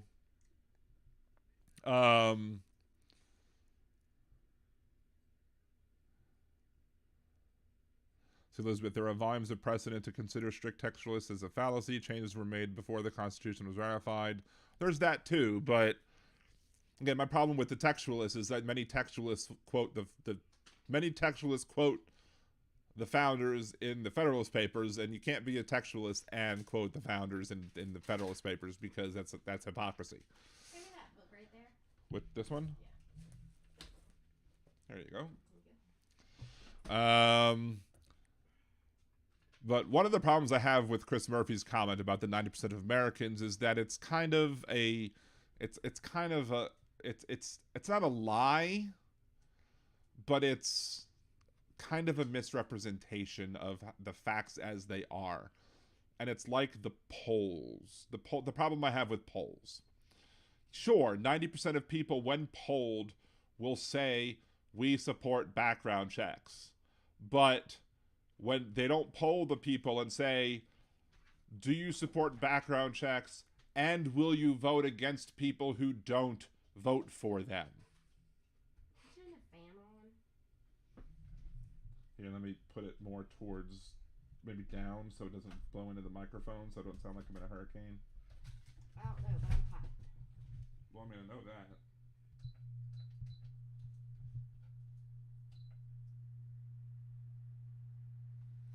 Anyway, so that's the same thing with the abortion polls. 65% of Americans support abortion choice in some form or another and oppose these draconian abortion laws. Well, true, but how many of those Americans would vote against the people who are passing those laws, and especially in the red states?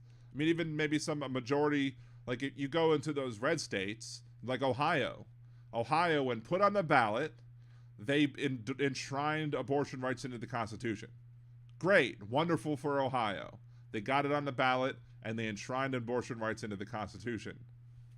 But that doesn't mean that a Democrat's now going to win statewide in Ohio, because some of those 58% or so of the people who voted for abortion rights are Republicans who just happen to support pro-choice views.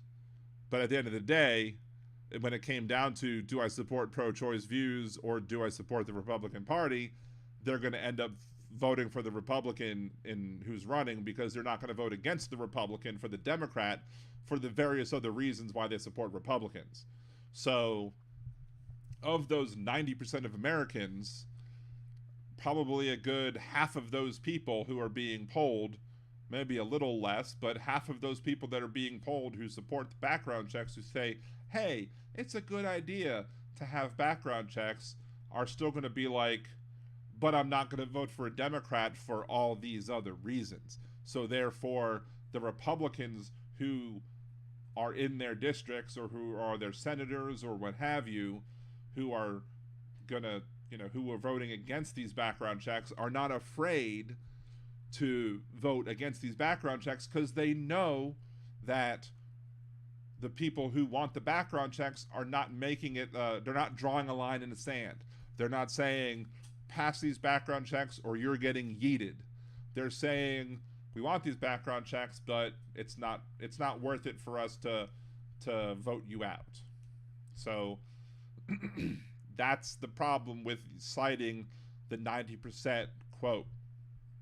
It doesn't mean anything when it's not backed up by the other data of they support a background check and would they vote to vote people out if they don't pass the background checks. Now, if you had a poll that said 90% of Americans support background checks and are going to vote out anybody who doesn't pass a background check, that would get them voting, because that would then make them be like, oh, well, shoot, I better do something, because that would be calling their bluff. But until that happens, you're not going to see action on background checks. Because it is what it is. Thank you, Donald.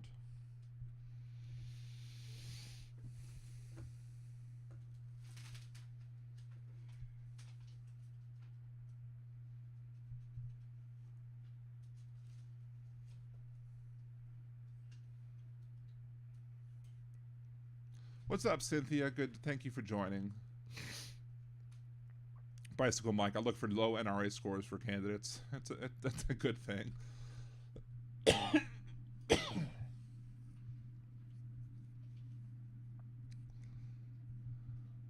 I probably would get a low NRA score from them because of the fact that I support background checks and I support, you know, a actually well-regulated militia.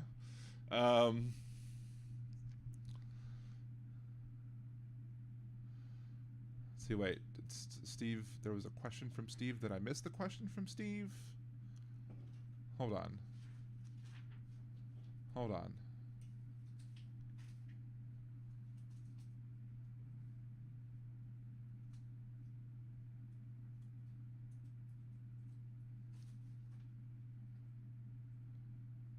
Steve, you watched the suggestion from the other day. That's awesome. Thank you so much.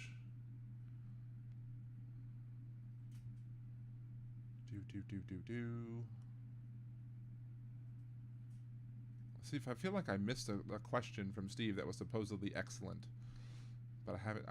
For some reason I'm not seeing it. Sucks to suck. It does suck to suck.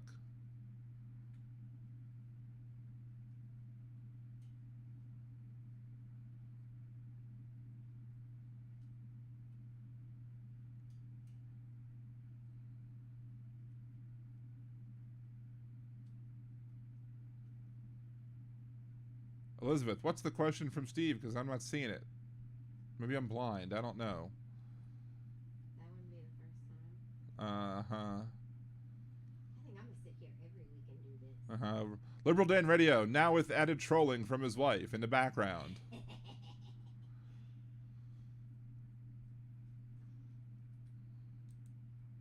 He wanted to know how we have unfettered access to guns but limited access to health care. Well, because the Republicans basically will argue that healthcare is not a right, but that guns are. Because they'll argue that healthcare is not enumerated in the Constitution, so therefore it's not a right. Even though, my favorite button to click, the enumeration in the Constitution of certain rights shall not be construed to deny or disparage others retained by the people. Meaning that just because something is not enumerated in the Constitution does not make it a right. Does not make it not a right.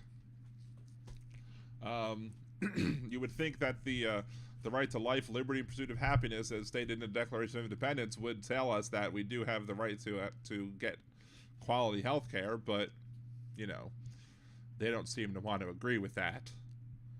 But hey. Wait, Donald's time. It is what it is. Thank you, Donald.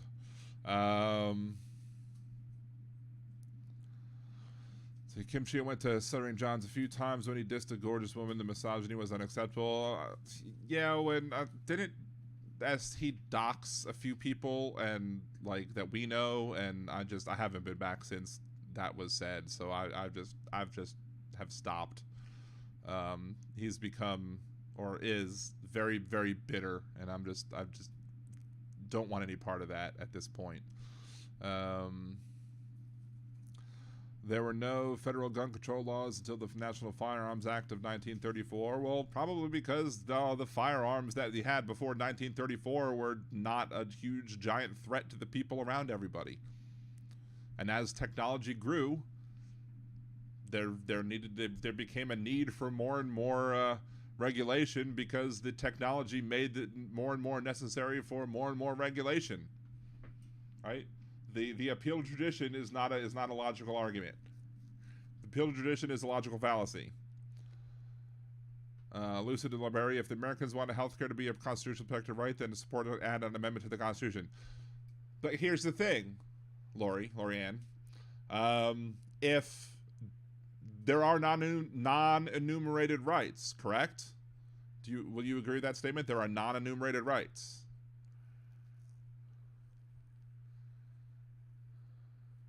Hey, Andrea. Speak of the devil. Hey, Andrea. What's going on? I guess when you have a chance, Cassie, can you reach me a water? Maybe. Yep, Elizabeth. World War I's brought bigger guns into the scene. Bigger guns and more access to guns. Also, The only thing left is ciders. Okay. Thank you.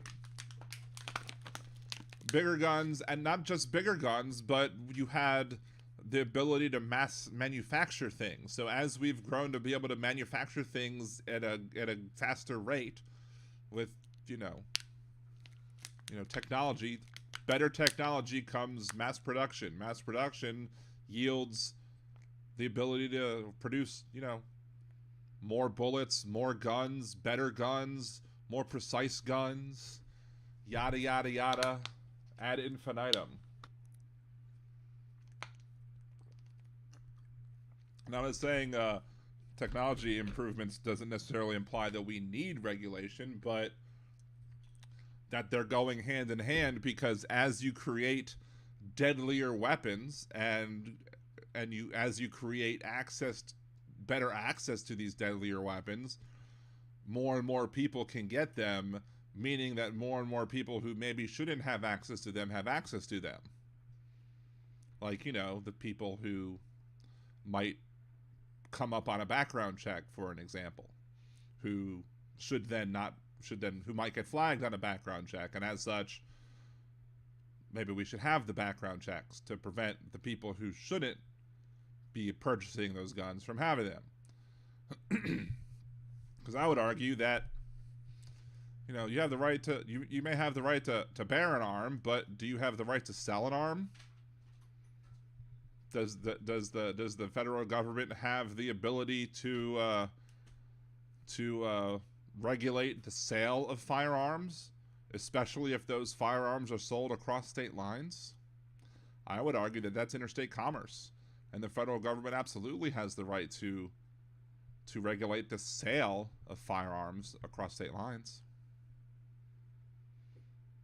And the Supreme Court has actually made the argument that all sales within the United States that can be interstate commerce actually counts as interstate commerce, whether or not you agree with that or not, whatever. But that's current Supreme Court precedent. So if you're able to say that, you know, if you're selling guns across state lines and that's interstate commerce, guess what? Federal government can regulate it.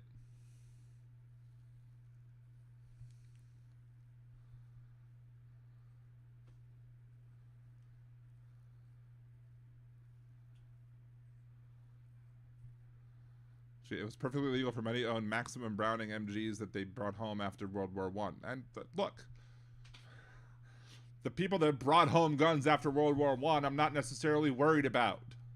I mean, maybe some of them. Like if you're that's World War II.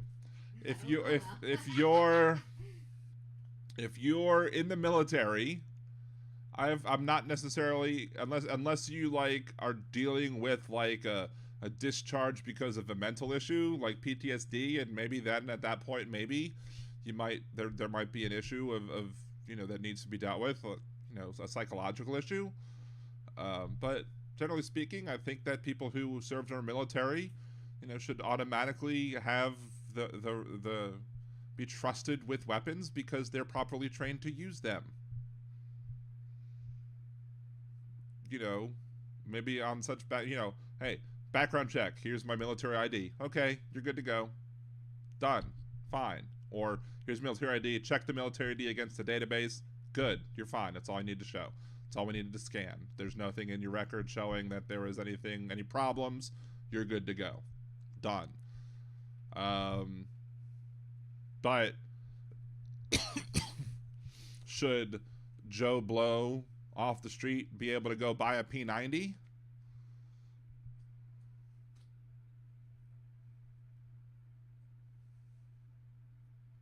I don't think so.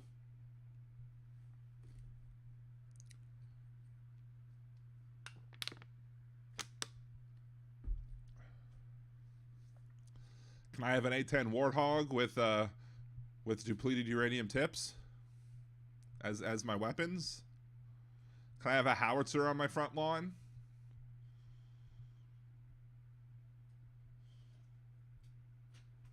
Can I have a Abrams tank and roll it down the street? Can I get an Israeli Merkava?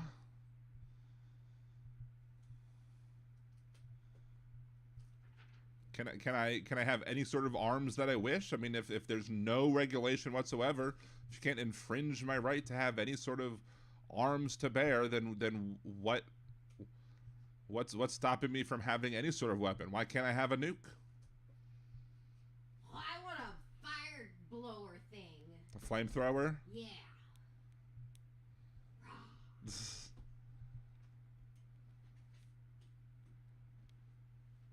So there's plenty of arguments that, you know.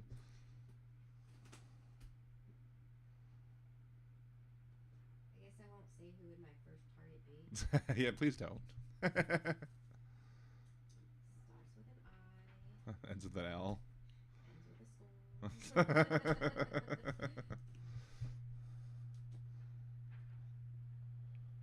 What is stopping the government? What do you? I mean, that's the thing. There is this idea that is held by many a conservative that we would be able to today magically be able to stand up and fight against the government. I mean, I think that time is long past. I think the idea that the type of weapon that you have is going to even if you armed yourselves with a bunch of P90s, I don't think that's gonna do anything. The government has nukes. Like, the government has billions of dollars of nukes. So either you're gonna do a massive horde rush on the government and take it over. You're gonna take it over. If there's gonna be a government takeover by people trying to take over the government from tyrannical people, it's not going to happen in the way that it happened in 1776. It's going to happen a completely different way. It's going to happen another way. It's not going to happen via a rising up of the populace en masse. It's as Kimchi's like, it's delusional. It's delusional to think that that the people could then rise up like they sing about in Hamilton. When are these colonies gonna rise up?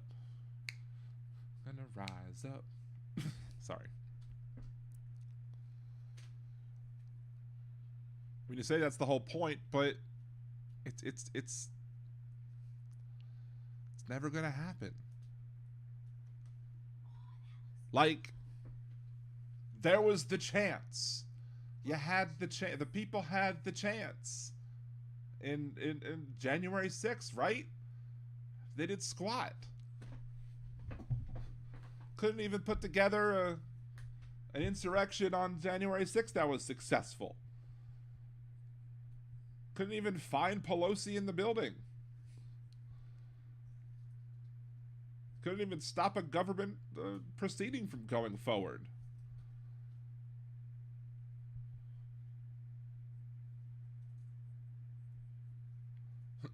PGC, it's perfectly legal to own a tank as an automobile vehicle. The main gun must be rendered inoperative. Well, why? If I have the right to bear arms, why does the gun have to be inoperative? I mean, isn't that unconstitutional? Isn't that telling me that I can't have a certain weapon?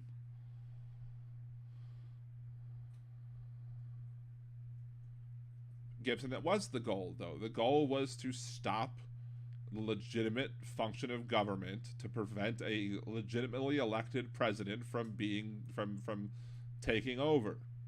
That's what the goal was.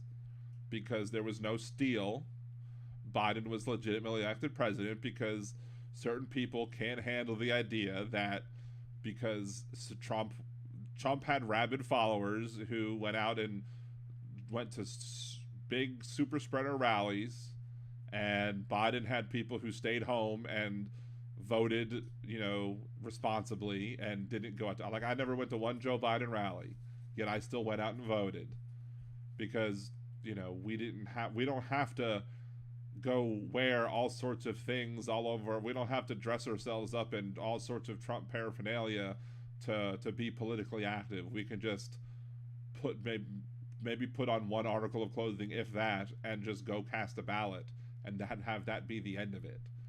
Like, I don't think you can wear. Well, not to vote, but just in general.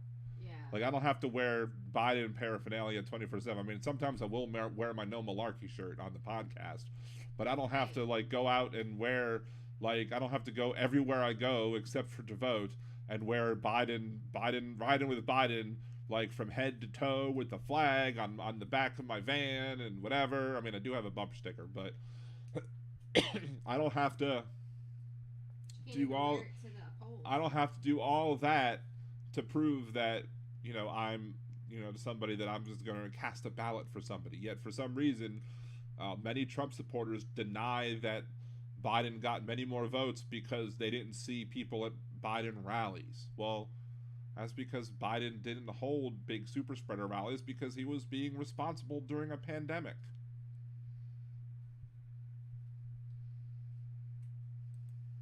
It is what it is.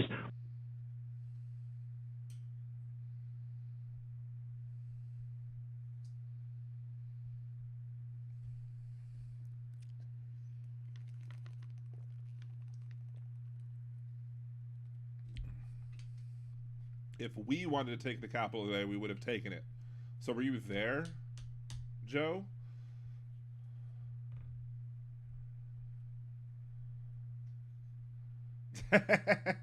Me and Aaron are on the same wavelength. I asked the question right before Aaron typed it. Now it won't seem that way because it'll take me a few seconds to actually stream that all the way through to the chat for them to hear it. But literally, I said that, "Were you there?" And then all of a sudden I see Aaron's chat. Were you there as well? Sounds like it. Oh, We the People. Well, I'm part of We the People. I'm part of. We didn't storm a Capitol. I'm part of We the People, and I thought the people that were storming the Capitol were a bunch of idiots, because they were, you know, Well, I mean, technically they are. Well, you know, especially terrorist Barbie, who effed around and found out the hard way.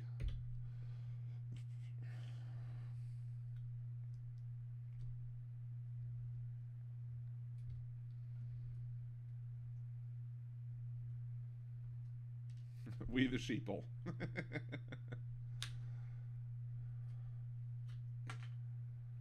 I'm not reporting you, Joe Gibson. I don't have any evidence to show you that you were part of any sort of insurrection, so don't worry about it.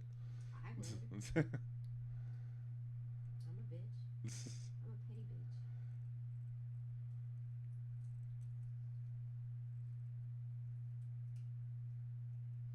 Jeff, did you really just fall in the kitchen?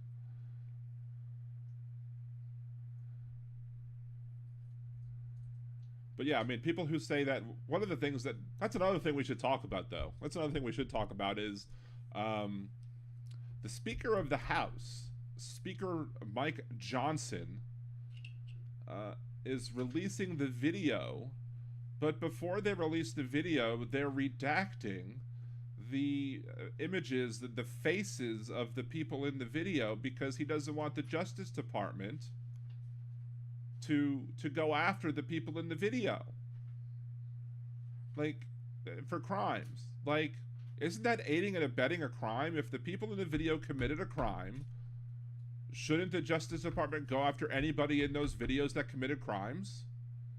Like, there's clear example. I mean, I'm fine if Speaker Johnson wants to go on and release every single minute and second of video that exists from January 6th, and not just the picking and choosing that Tucker Carlson did to, oh, look, this wasn't violent, look at all these peaceful people just walking around the Capitol, la-di-da. No, just skipping the fact. Bicycle Mike, put some tussin on it. Nice callback to Chris Tucker. No, Chris Rock.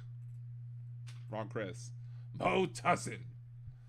Put some Robitussin in it. Mo Tussin.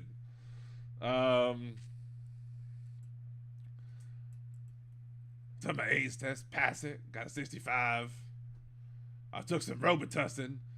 I was acting up because of Robitussin. Now I'm fine. Anyway, back to the back to the story, back to the insurrection. Like, release all the video, show it. But if you're aiding and abetting the people who participating in this by hiding their faces, like, that's BS. Show their faces. There should, if they don't believe that they did anything wrong, then show their faces.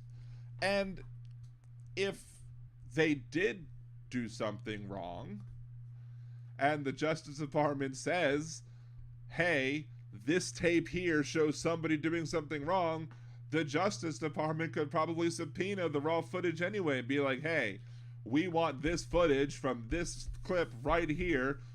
We're subpoenaing it. Give it to us right now, and we will take this because this person is somebody who has committed a crime. Yes, subpoenas. Of some very large subpoenas. And they'll get it, and then they'll go after some more people who committed crimes on January 6th.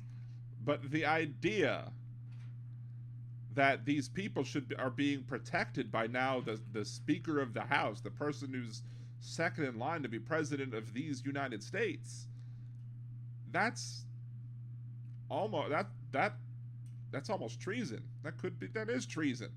These people committed crimes against our country, and this person wants to protect them? That's a bunch of BS.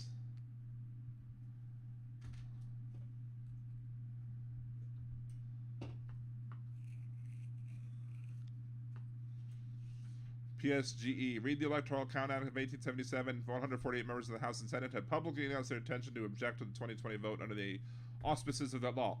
Then why did the people need to rush the Capitol for anything? There was no reason for them to take any action. But no, they stormed barricades, they attacked police officers. I thought Blue Lives Mattered to y'all. I guess they don't when it's Blue Lives Matter to the Blue Lives Matter crowd only when blue lives are killing black people. Blue Lives Matter don't matter when blue lives are trying to stop white people from doing things that white people want to do.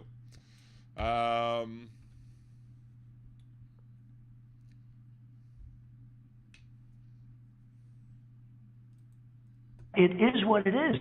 Again, thank you, Donald.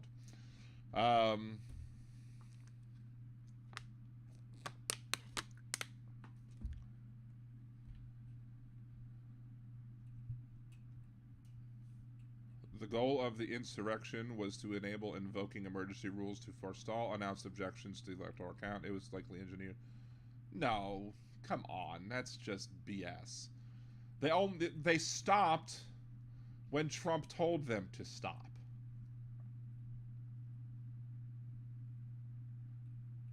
And Trump only told them to stop after a certain amount of time. Like, it was something that was talked about by Trump. Was like, come January 6th, it's going to be wild. Why would Trump say it was going to be wild? There's plenty of evidence to show that this was not anything that was done by people who wanted to stop the people who were trying to do these parliamentary procedure type things. These were people who were going to stop the steal as Trump told them to, and Trump told them to go stop the steal, and that he was going to join them, except he lied to them. He said he was going to go down there with them, and then he never showed up because he lies. That's what he does. That's what he do.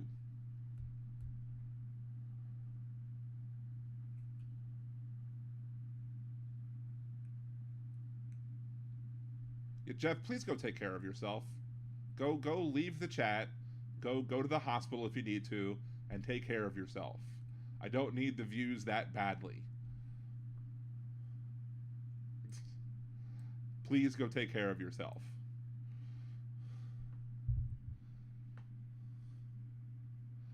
Yeah. The whole thing was orchestrated by white supremacist, neo-Nazi, Proud Boy idiots who wanted to see Donald Trump continue to be their president. That's who it was orchestrated by. It wasn't orchestrated by anybody who wanted to see Joe Biden president. That's for darn sure. It's ridiculous.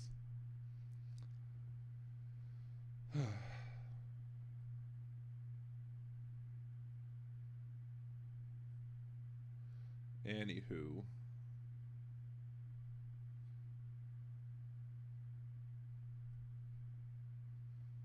We're at 2 hours, almost 2 hours into the podcast. Ooh, I know. Exciting, huh? Oh, thrilling. But see, I'm not talking like I am on NPR, so I'm not putting you to sleep, though. True. Yeah. Because, you know, for all those who weren't listening back when I was evacuated during Hurricane Ida, I was trying to be very quiet for the people whose house I was staying at, my mom's house, and... People's house. Yeah. Yeah. And my wife was behind me, and I was being very quiet, but I was doing the welcome to Liberal Dan Radio, talk from the left, that's right. This is your host, Dan Zimmerman, coming at you from Milledgeville, Georgia. And within 5 minutes, she was dead asleep. So, anywho. I can't help it. Blah. Yeah, I really don't think that, you know, the people who wanted Biden to be president were going to build a gallows and we're told to go attack police officers or something. Like, it doesn't pass the smell test. The theories that conservatives who support Donald Trump to try and justify the actions that took place or to try and justify and defend Donald Trump don't pass the smell test. Like, it just doesn't make any sense whatsoever. Not one bit. Alright. I am leaving you. You're leaving me? No! Sorry. I am leaving you. I've had enough fun for today. Uh-huh. Say goodbye. Say goodbye, Kathy. Bye. So everyone gets to see your pretty face. Because you're peeking through the thingy.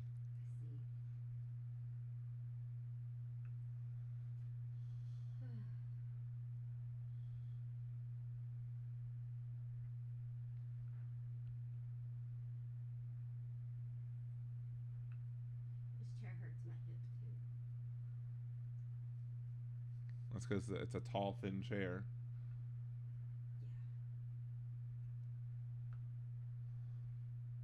Good night, Cassie. Good night, Cassie. Good night, Cassie. You're going to leave us now. Farewell, Cassie. Farewell, Cassie. Anyway. Bye, Steve.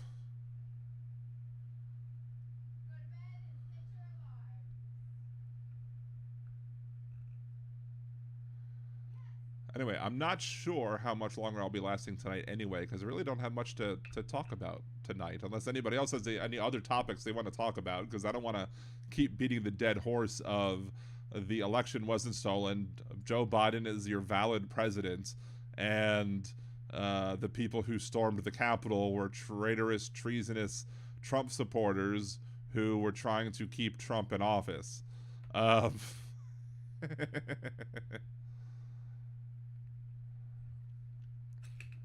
I don't know, PSG. The people with typical insults. We've seen more insults coming from conservatives than liberals a lot of times.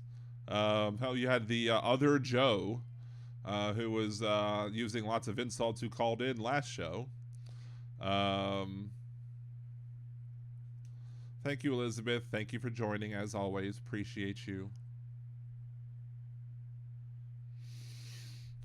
Let's see what's going. Maybe there's something on the What's trending on the Twitter, on the tweeter tubes, on the shitter or whatever? Romney is trending. Why is Romney trending? Nothing really important. Tom Fitton is trending.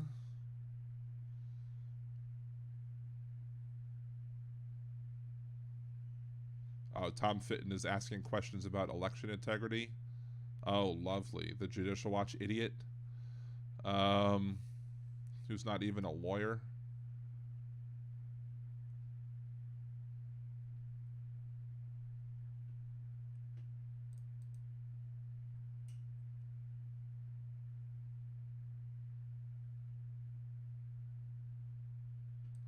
What did Cenk say now?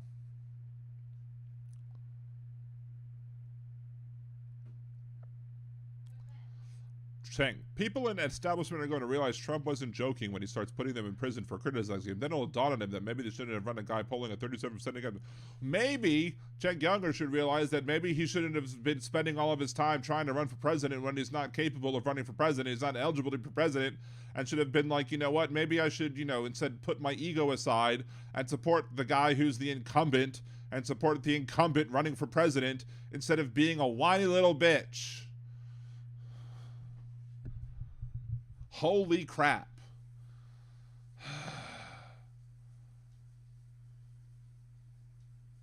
See, I'm wondering if anyone's going to get their ass fired or prosecuted for the disappearance of all the J6 witness interview videos. Disappearance of J6 interview videos. Let's Google. Disappearance J6 interview videos. As I was always saying, like I said, buddy, we need new progressives.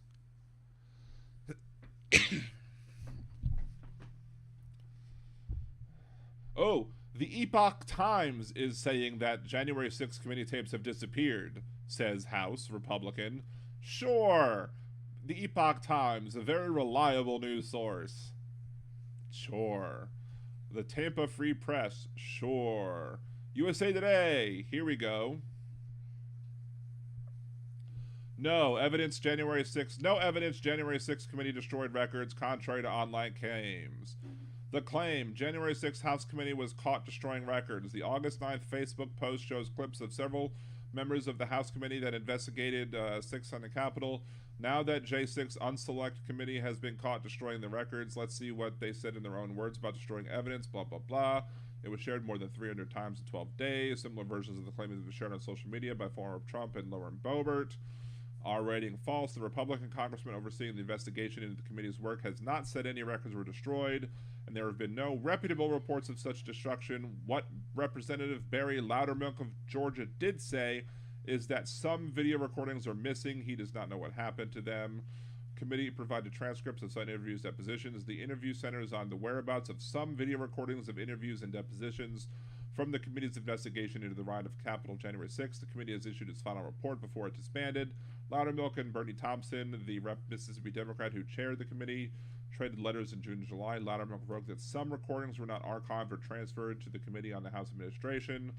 Written records of them were provided, however. House Rule 7 outlines the requirements for preserving House records at the end of each 2-year term, and a footnote to Thompson's response to Loudermilk outlines why Thompson says those written transcripts comply with that rule. The committee was not obliged to archive all video recordings of interviews or depositions that were transcribed, he wrote. He cited guidance from the House Clerk's office that says information contained in a document and not necessarily that document's format made it a permanent record. Because those interviews and depositions were transcribed by nonpartisan professional official reporters and were reviewed for errors by both the witnesses and committee staff, those transcripts qualify as the official permanent records and follow House rules for record keeping, he wrote. Nowhere in the letter does Loudermilk say the recordings were destroyed. There are no reputable news reports that make the claim and no evidence of the destruction of the records. Whether the missing information has been destroyed, was sent to other entities, or is still in possession of members of Congress from the Select Committee is uncertain at this time. Adam Comas, a spokesperson for the Democrats on the House Homeland Security Committee, called the claim in question very much false. Thompson is the ranking member of that panel. USA Today also reached out to social media users who shared the claim but did not actively receive a response. So no, nothing, no evidence of anything being destroyed. They do have the appropriate evidence of the transcripts of those hearings, and they followed the House rules. So there you go.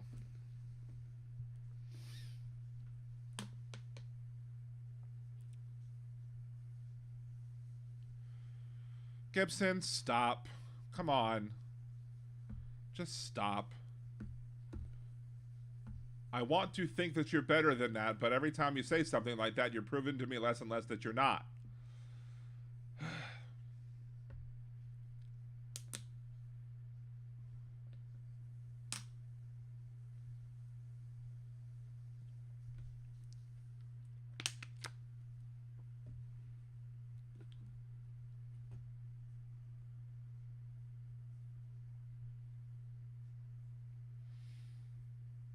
Here's the thing, though, is that the more people comment, the more people react to the video. I mean, it does help the algorithm. So,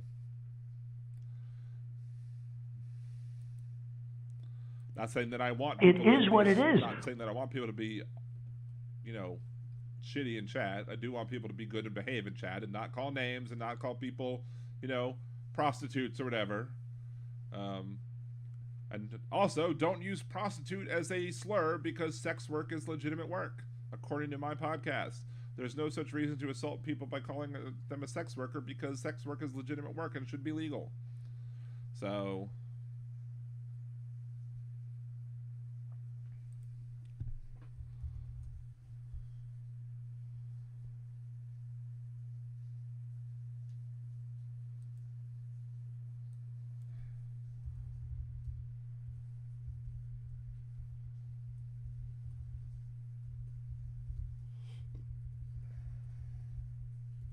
let's see. Missing January 6th video interview. Then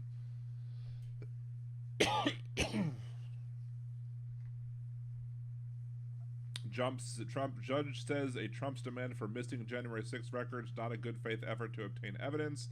Judge Tanya Chutkan denied former President Trump's motion to seek materials from the House committee investigating January 6th that has not been turned over to National Archives, accusing him of engaging in a fishing expedition. Trump had sought to subpoena individuals and materials related to the investigation, claiming that certain records were missing. Broad scope of the records the defendant seeks in his vague description of their potential relevance resemble less than a good faith effort to obtain evidence than they do a general fishing expedition that attempts to use the Rule 17 as subpoena as a discovery device. Select Committee did not archive temporary committee records that were not elevated by the committee's actions, such as use in hearings or official publications, or those that did not further its investigative activities, said Rep. Benny Thompson. Accordingly, contrary to your letter's implication, the Select Committee was not obligated to archive all video recordings of transcribed interviews or depositions. This will be a death by 1,000 cuts as she acts like Smith's rubber stamp, blah, blah, blah, blah. Chutkan's decision has been criticized with some blah, blah, blah, blah, blah. So, again, so I guess to have more, this is from MSN, to have more context then. So the video, the transcript of the video, the transcript is of a video that was taken, and the video that was used was not used by the committee itself. So it's not even a video that the committee used as evidence in their presentations. It was kind of a video that was used, but was like, okay, we're not going to use it. We just took the video, so we're just going to make a transcript of the video and file it as the law, as the rules of the Congress, as the law requires. So, again, it is what it is. Thank you, Donald.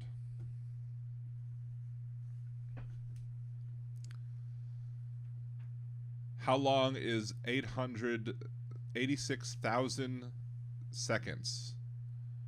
I don't know off the top of my head. We can Google it. How long is 86,000 seconds? A day. Pretty much. How long is 525,600 minutes? Andrea, Electoral College needs to go. Amen, I agree. Electoral College does need to go. And I'm sort of conservatives will disagree, but I would argue that according to even the Founding Fathers, again, going back to this whole thing with the Senate, the Founding Fathers viewed, when they created the Electoral College, they created with it this idea of the Senate, where the biggest state was Virginia, the smallest state, I believe, was Rhode Island, and the difference between the sizes between the two, again, taking into consideration the whole 3/5 compromise, was 11 times the size. Virginia was 11 times the size of Rhode Island. Now, the largest state to the smallest state, California, is like 55 times the size of Wyoming.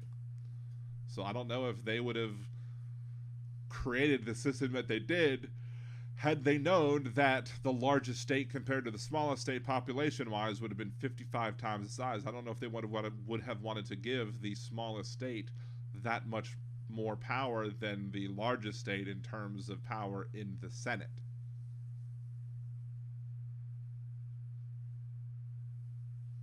You are correct, Aaron. 525,600 minutes is a year.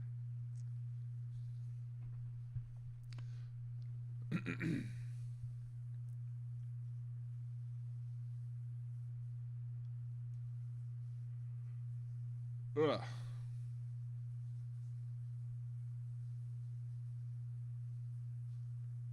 Why are there 2 Dakotas? I don't know. That's the thing. I think that was the one of the biggest conservative coups that they did, was they made it so that, you know, these tiny little small population states got as much say as the big populous states. I don't know if it's officially a coup, so to speak, but they made all these tiny little states, these large states, area-wise, but small states population-wise, and they just made them into these, like, okay, here's a big state, here's a big state, but it's small in population. Here's another big state, small in population. But we're just gonna let it be a whole-ass state and let them have 2 whole-ass senators, just like the big-ass states, the big population states back then, and no one thought there was a problem back in the day? Like, come on. And then we end up having gerrymandering going on, where the people who run the legislatures get to control who they pick the people they want in the House. That's supposed to be the people's house.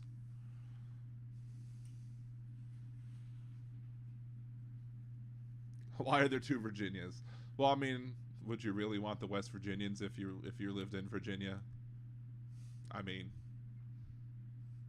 you would want to dump the West Virginias off as well.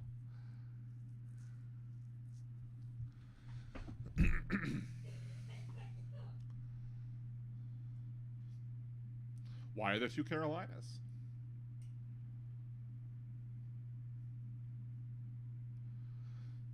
Why should there just be one? There should be 1 Carolina, right?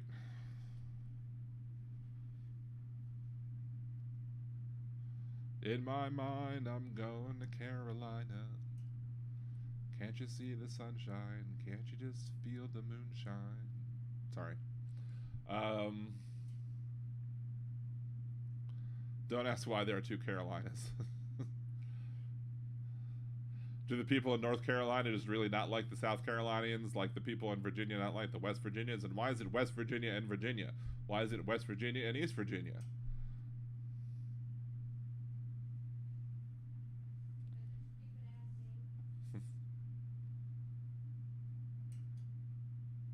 Why is there a Utah and no Utah? Why does a cowboy wear 2 spurs? If one side of the horse goes, so does the other.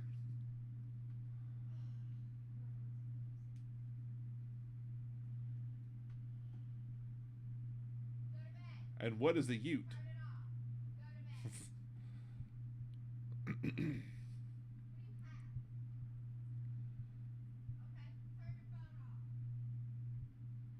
I mean, technically, if shouldn't California could be like, we're going to split California up into 5 parts and make ourselves into 5 states, and then we're gonna that could potentially create 5 liberal states.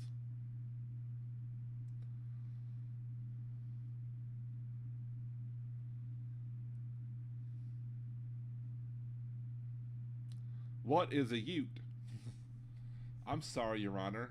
Youths.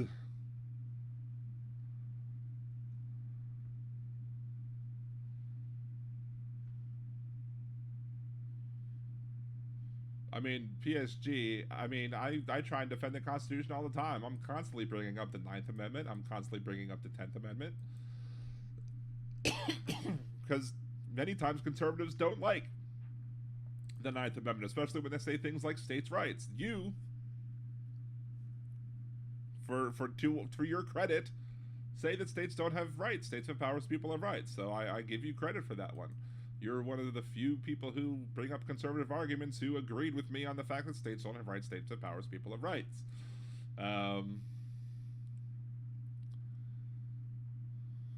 Bicycle Mike, did you see where TFG said he wants to be dictator on day one? Yeah, that's part of my Just the Clip. We can play Just the Clip again if you want. When a commentator makes an outrageous quip, no commentary needed, it's just the clip. Let's see. We can bring that up again because it's short.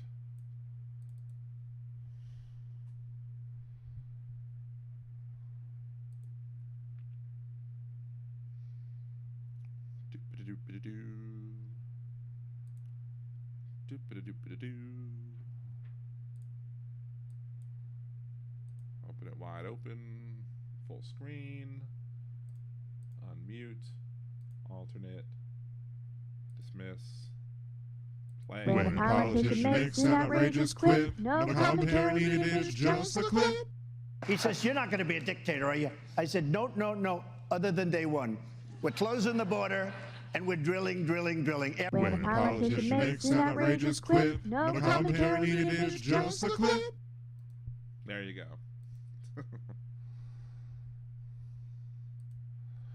Just the clip.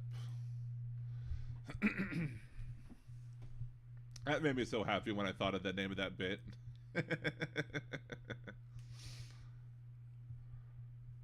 Good for you, Lorianne. Good for you. Where do you live, by the way? I mean, you don't have to have like a city, but what state do you live in?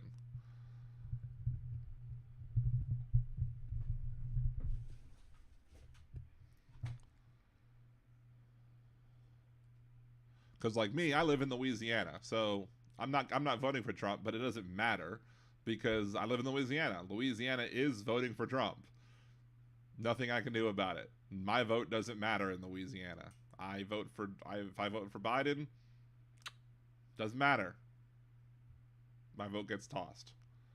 Or see, your vote doesn't matter. You vote for whoever you vote for, and your state's going to vote for Biden.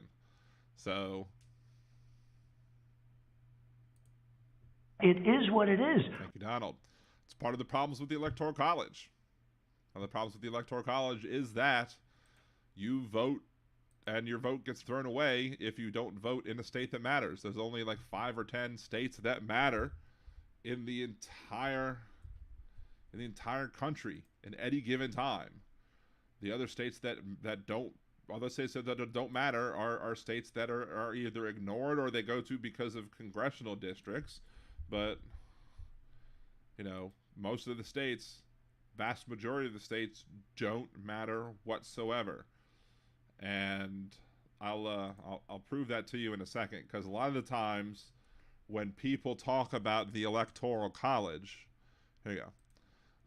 When people talk about the Electoral College, a lot of times when they want to defend the Electoral College, they will say that we can't get rid of the Electoral College because only the coasts or only the cities will elect the presidents, and that the presidential candidates will ignore flyover country. Right? That's what they say. That's what they tell us in defense of the Electoral College. Especially the conservatives. That's what the conservatives will tell us. They will ignore flyover country. But isn't that what they're doing already? And there are already states that we know are going to go for the Democrats. There are already states that we know are going to go for the Republicans. So why are the presidential candidates of the respective parties going to go to those states, except for maybe to try and campaign for those congressional candidates in those states that might help them try and win, Congress or the Senate over to help them pass legislation. But if you look at this map right here, and this is from one of my posts on liberaldan.com, it's about, this is a map of, I think it was back in 2016, Donald Trump's campaign rallies. This is where Donald Trump held campaign rallies. Notice where he didn't hold campaign rallies. None in Idaho, none in Montana, none in the Dakotas. Like, I think these were in Iowa, not in Nebraska. None in Oklahoma, none in Missouri. None here. Damn. Excuse me. So, all of these areas, I know he didn't go to Oregon either. I mean, he went up to Seattle for one reason, I don't know why. He did go into Nevada, he did go into Arizona, he went to New Mexico, he went to Texas. Never went to Louisiana. I mean, he probably figured he won Louisiana, no reason to go to Louisiana. Didn't go to Arkansas. So these are all the areas he didn't go. He skipped flyover country.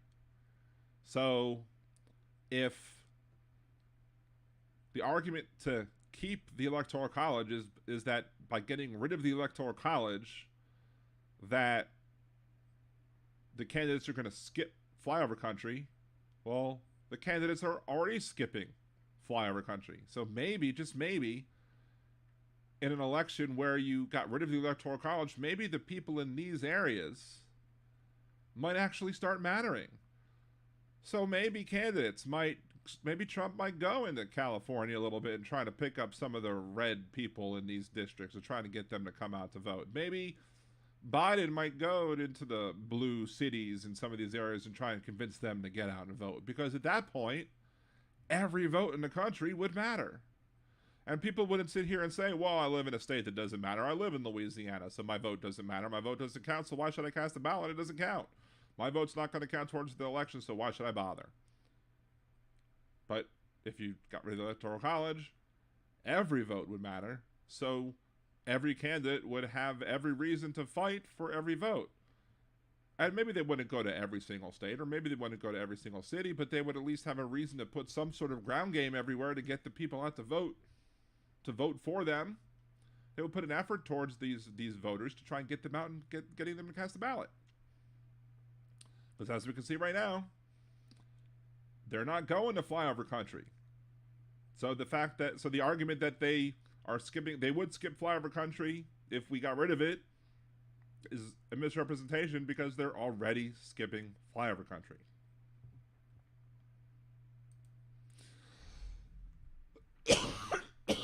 Damn. Kimchi, I have snuck into the Appalachian Trail at night to get jiggy. Does that count? Was it a booty call? A West Virginian booty call?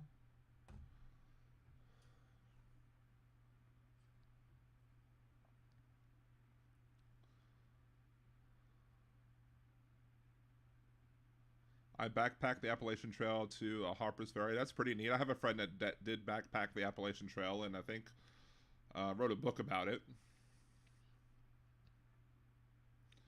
I've driven through West Virginia, like a little bit. Like when I would go back home to Baltimore, before my mom moved to Georgia. The route that I would take me up I-81, which is a long pain in the ass 6-hour trip from Bristol, Virginia, and all the way diagonal, all the way up through Virginia, and then you cut into West Virginia a little bit, and then you come back out, and I think you go through Harper's Ferry, and you kind of duck in and duck out, duck in, duck out, or whatever, and then you make it in through Maryland, and you hit 70, and you go through Frederick, and you go to Baltimore that way.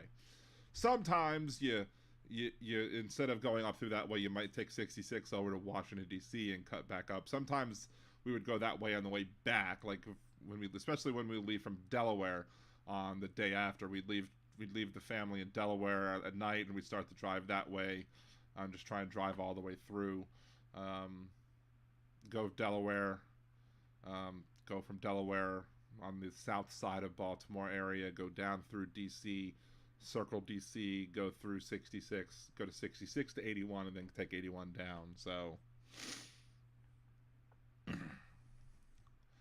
yeah.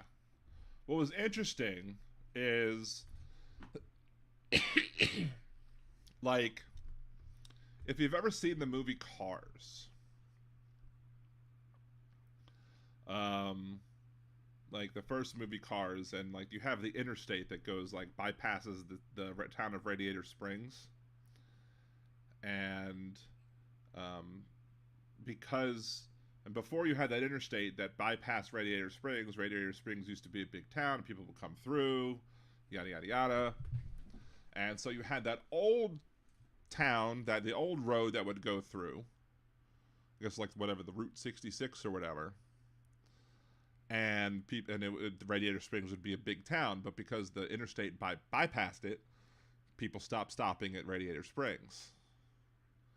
So one of the interesting things about the trip up from New Orleans to Baltimore, at least up through West Virginia, at least, was the highways that I would took were all different number highways, like Interstate 10, Interstate 59, Interstate 20, I think 77, like 40, 81. I think those were all the right numbers. So you had all those interstates. But all of those interstates, there was US 11 was the same US road that followed the entire route all the way there. So if I wanted to, I could take US 11 the same way. And I realized that one time. So times when I was hitting traffic, like if I could tell that there was a traffic jam, I would just get off and take US 11 and just follow US 11 and then hop back on the interstate. This was before like you had really reliable GPS, and I would just do that, try and look at the interstate, see how the interstate was going, then hop back on the interstate and just keep going. And then lather, rinse, repeat every time I would see another traffic jam, because for some stupid reason, Interstate 81 is a 2-lane highway. For being such a big highway, it's a 2-lane highway. It's really dumb that it's a 2-lane highway, but it's a 2-lane highway. But I went and I looked it up. I was interested because I was thinking, because I'm such a Disney freak, I'm like, I wonder if there's anything about US 11. Like, it seems to me to be weird that all of these highways just happen to be along US. And there's like a website about US 11. Let's see if I can pull it up.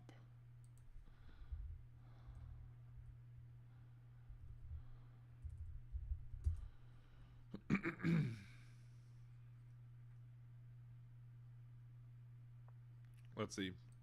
Known as the Molly Pitcher. Let's see. Molly Pitcher US 11 history. There is a... No. Maybe not. Maybe it's not that. US 11 blog.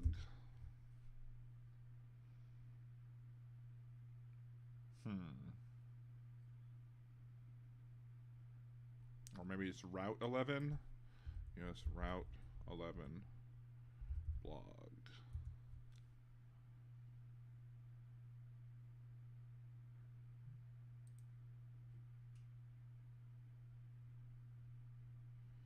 No, that's not it. It was a really interesting...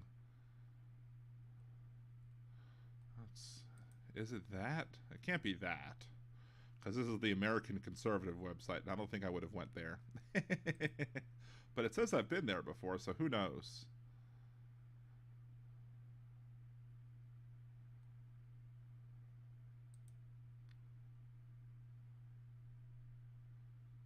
No, it's not that.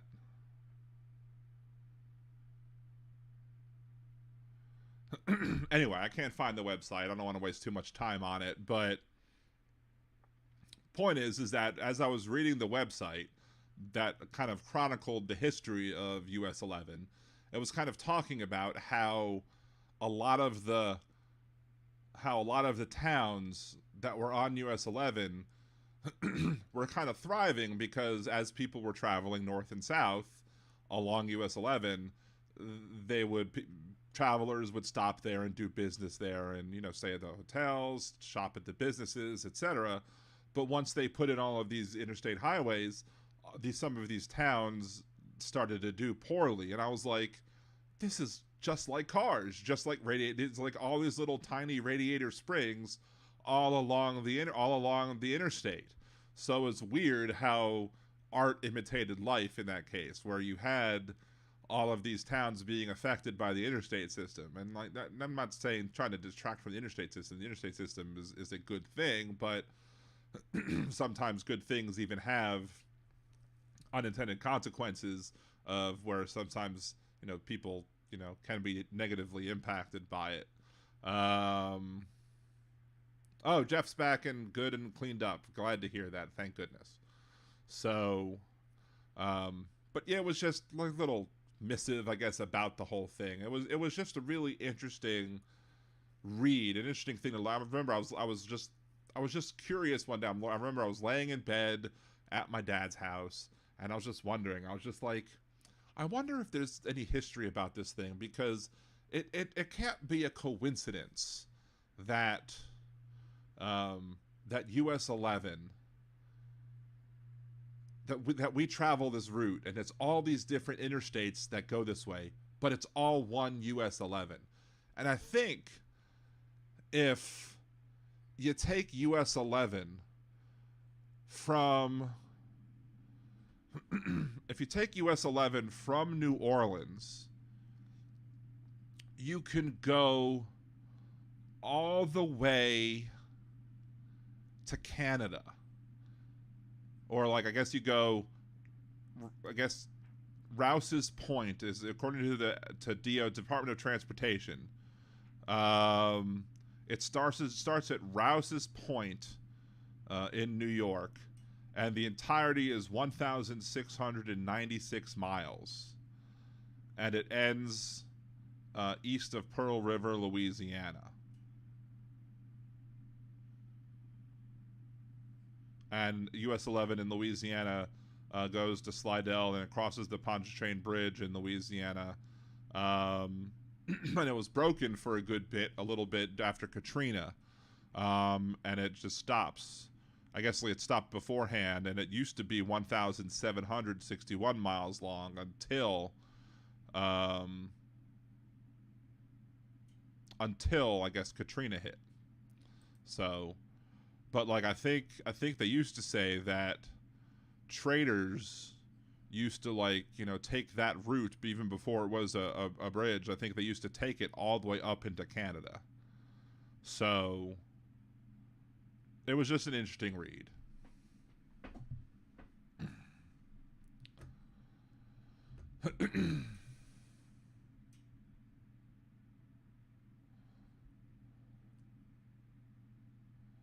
Let's see. I love driving back roads on long drives. I don't care that it takes longer. It's so much fun. Sometimes I do. Sometimes I don't. Like a lot of times though, like when you're driving on on Interstate 81, it almost feels like a back road just because you're twisting and turning, and there's so much scenery there anyway. It's like you're getting on a back road. And then of course, we had a traffic jam one time. I think it was right in Harper's Ferry, and I decided to play Navigator, and we drove to a back road to try and get around it, and then Cassie hit a deer in my van. So yeah, Kimchi, US 11 is an old Indian trail. That is something else that I read. Out west, Route 66 became useless by the I-10. And that's also something that's funny, is that I don't think I've ever heard any other interstate referred to as the I-10 or the I something. Like Interstate 95 or I-95. I don't call it the I-95. I don't, like, around Baltimore there's 695. I don't call it I-695. I call it 695. But I call it I-95. I don't call it the I-95. Interstate 81. I don't call it the 81 or I-81. I call it the I-81. But for some reason it's the I-10. It's weird. I don't know why.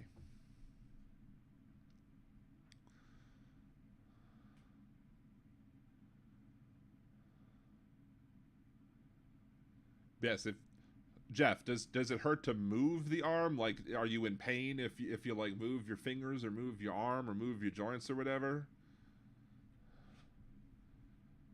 Yeah, we do call 695 the Beltway, so there is that. I remember driving home to Baltimore with one of my fellow fraternity mates in college, and we were approaching the Beltway. And I was like, I guarantee you we're going to hit traffic. And it was like, we're going to hit rush hour traffic. It's like, it's 7 p.m. I'm like, it doesn't matter. We're going to hit traffic. And we got there and we hit traffic. He was like, I can't believe it. We're hitting traffic at 7 p.m. I'm like, yep, because Baltimore drivers are stupid. Some of the worst drivers in the world are Maryland drivers. So bad. So bad. They're such bad drivers in Maryland. Although, in New Orleans, when I was driving Uber or Lyft one time, somebody asked me, who are the worst drivers in New Orleans? And I was like, the ones with Texas license plates. So that got a chuckle out of them as well.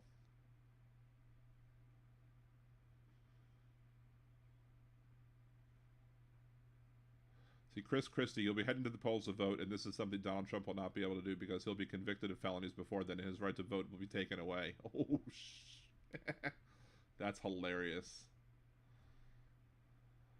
Let's see if we can pull up some of the clips from the debate. We can maybe end with that. Let's see if we pull up some of the clips from the debate. Let's switch to the alternate. Look, he's made it very clear. There's no mystery to what he wants to do. He started off his campaign by saying, I am your retribution. 8 years ago, he said, I am your voice. This is an angry, bitter man who now wants to be back as president because he wants to exact retribution on anyone who has disagreed with him, anyone who has tried to hold him to account for his own conduct. And every one of these policies that he's talking about are about pursuing a plan of retribution. And yet, at the first debate, my 3 colleagues on this stage, when asked if he would be convicted of federal felonies, would they still support him, raised their hand, looked into the camera, and let everybody know that they would still support him even if convicted of federal felonies. Federal felonies, by the way. Federal felonies which involve our election process, federal felonies which involve the most sensitive of our governmental secrets, federal felonies where he instructed others to commit crimes, folks who are now agreeing to go to jail because of what they did in his name. So do I think he was kidding when he said he was a dictator? All you have to do is look at the history. And that's why failing to speak out against him, making excuses for him, pretending that somehow he's a victim, empowers him. You want to know why those poll numbers are where they are? Because folks like these 3 guys on the stage make it seem like his conduct is acceptable. Let me make it clear. His conduct is unacceptable. He's unfit, and be careful of what you're going to get. If you ever got another Donald Trump term, he's letting you know, I am your retribution. He will only be, Elizabeth, he will only be his own retribution. He doesn't care for the American people. It's Donald Trump first. Thank you, Governor Christie. Governor DeSantis. I mean, he's right, but he also helped create the monster. So I don't know how much, I don't want to see former Governor Christie being president neither, but he's got points, but he's also a terrible person in and of himself. So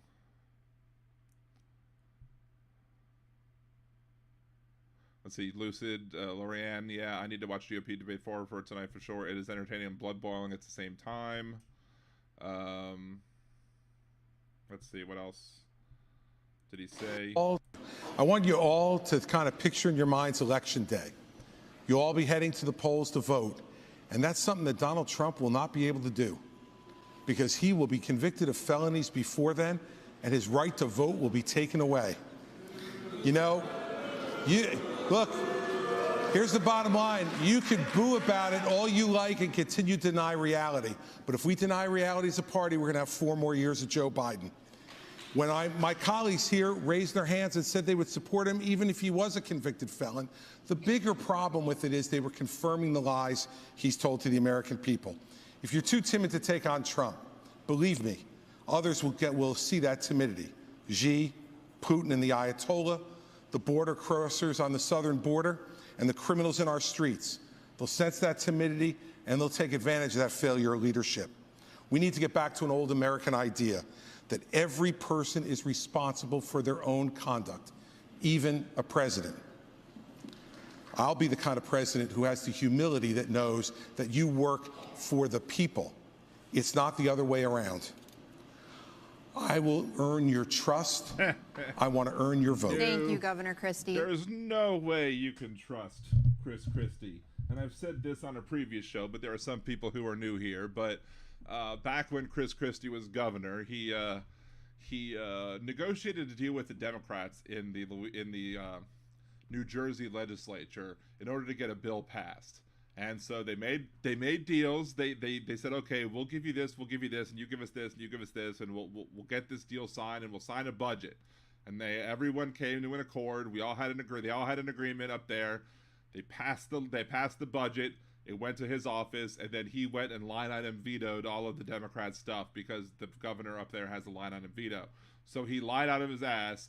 No reason to trust him ever again, because that's just what untrustworthy people with no ethics or morals do, is that he just completely just turned it an about face and just lied out of his ass to those people. So the idea, I mean, he doesn't have a line item veto if he would ever become president, but I don't think he's ever going to become president because I don't think right now that in the state of the Republican Party, there's no way that anybody but Trump becomes the candidate, because I don't think the voters of the Republican Party have the integrity to vote for anybody else but Trump, even if Trump is convicted of crimes. I don't think it's going to happen. They're too beholden to him. And there are too many people who are Republican elected officials who are too afraid of the large group of Republicans who love Donald Trump, who won't take a stance, who know that Trump is bad and wrong, who won't stand up to him. They won't do it because they know that those other Republicans will become disaffected and will stay home.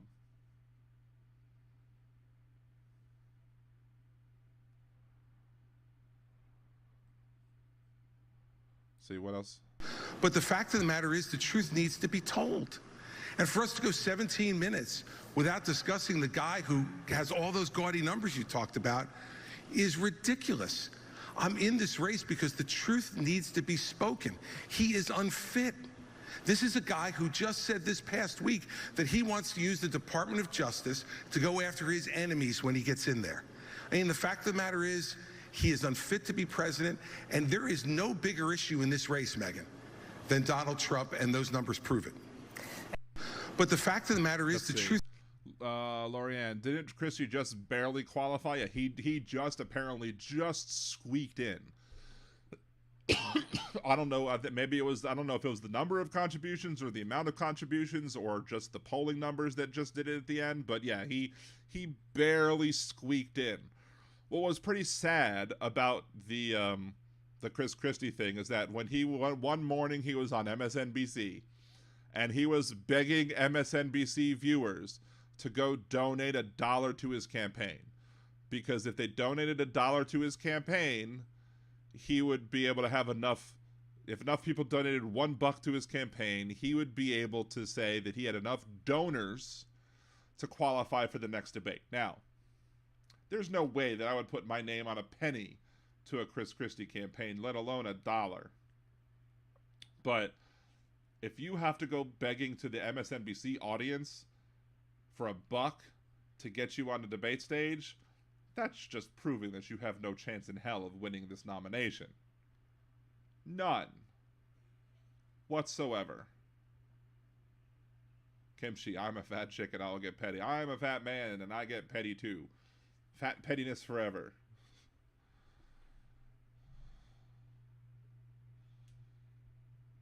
Because, I don't know, Republicans in Louisiana elected Bobby Jindal. He's an Indian man, so there you go. But then again, Jeff, I will say, though, I do not believe in making fat jokes against Christie, or even against Trump. There are plenty of things to criticize Trump and Christie about, and not the weight. You never know, again, as I said before in the podcast, you never know why somebody is obese. There is a strong correlation between people who are morbidly obese and people who have been abused as children, especially people who have been sexually abused as children. And so when you're mocking somebody who is obese, you may very well be mocking somebody who's been sexually abused as a kid, and that's not cool. So that's why I say, if you want to self-deprecate as a fat person, I have no problem with that. I will self-deprecate myself all the time, all the live long day. But anybody else? No, hands off. So, are we only getting? Oh, we got a Nikki Haley thing. Let's see. Look at DeSantis. Somebody forgot to replace his batteries. LOL. Ooh, they're arguing. That would be good. Let's see them arguing. Okay, you say this. Okay, you say this. You do this. You do this at every debate. You go out on the stump and you say something. All of us see it on video. We confront you on the debate stage. You say you didn't say it, and then you back away. And I want to say one. Exactly what I said, Chris. I'm not done yet. Well, this now is look. This is nonsense. This man is spewing. This man is spewing nonsense. This is the fourth debate. The fourth debate that you would be voted in the first 20 minutes as the most obnoxious blowhard in America. So shut up for a little while. I'm going to respond to that. I want to say your version of no. I want to say after the main vote. I'll take that. I want to say something else. We're now 25 minutes into this debate, and he has insulted Nikki Haley's basic intelligence, not her positions, her basic intelligence. She doesn't know regions. She wouldn't be able to find something on a map that his 3-year-old could find. Look, if you want to disagree on issues, that's fine. And Nikki and I disagree on some issues. But I'll tell you this, I've known her for 12 years, which is longer than he's even started to vote in a Republican primary. Damn. And while we disagree about some issues and we disagree about who should be president of the United States, what we don't disagree on is this is a smart, accomplished woman, and you should stop insulting her. So I'm going to take this. I'm going to take several things over. So first of all, I think we just learned something from Chris Christie. We learned 3 things. Oh, I want to see what we learned from Chris Christie. Here's a dick pic from the GOP debate.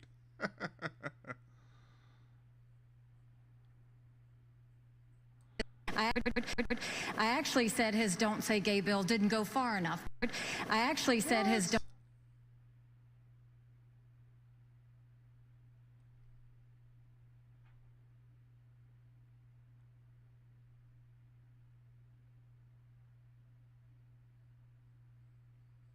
All right, let's see what Vivek has to say. So first of all, I think we just learned something from Chris Christie. We learned 3 things. We learned 3 things right there. First of all, Chris Christie also doesn't know what provinces in eastern Ukraine he actually wants us to fight for. Chris, your version of foreign policy experience was closing a bridge from New Jersey to New York. Yeah. So do everybody a favor, just walk yourself off that stage, enjoy a nice meal, and get the hell out of this race. When it comes to Nikki, I think if you're going to actually send your sons and daughters to go die in somebody else's war, you better, excuse me, Chris, I'm speaking, and I'm not done yet. I haven't heard a time when you aren't and we're going to be speaking. done. So listen up to this, is if these people want to send your sons and daughters to go die in Ukraine, they've been arguing for it for a year.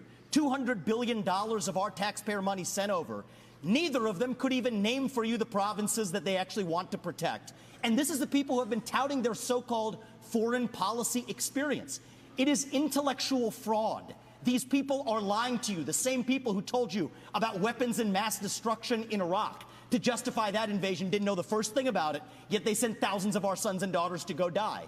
The same people who told you the same in Afghanistan, where the Taliban is still in charge 20 years later. $7 trillion of our national debt due to these toxic neocons. You can put lipstick on a Dick Cheney, it is still a fascist neocon. Thank and you, you Mr. gotta see that Ramaswamy. today. Thank you, Mr. It's Dick Ramaswamy. Cheney all over again in this party. Thank you, Mr. Ramaswamy. Here's the problem with that, is that all of these neoconservative, all of these neo-conservatives, it's like the new conservatives who criticize the neoconservatives, they all sit there and they all want to like be criticized about the so-called warmongers, even though half of the people who criticize the warmongers were all gung-ho behind the warmongers in the first place.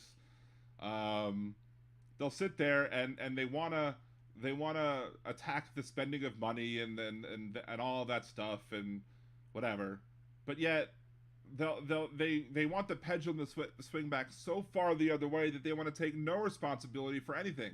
Like for Ukraine, we as a nation, as a group of nations, as part of a group of nations, promised the Ukrainians that for them giving up their nuclear weapons, like if they were going to give up they possessed a large arsenal of nuclear weapons when they split away from the Soviet Union.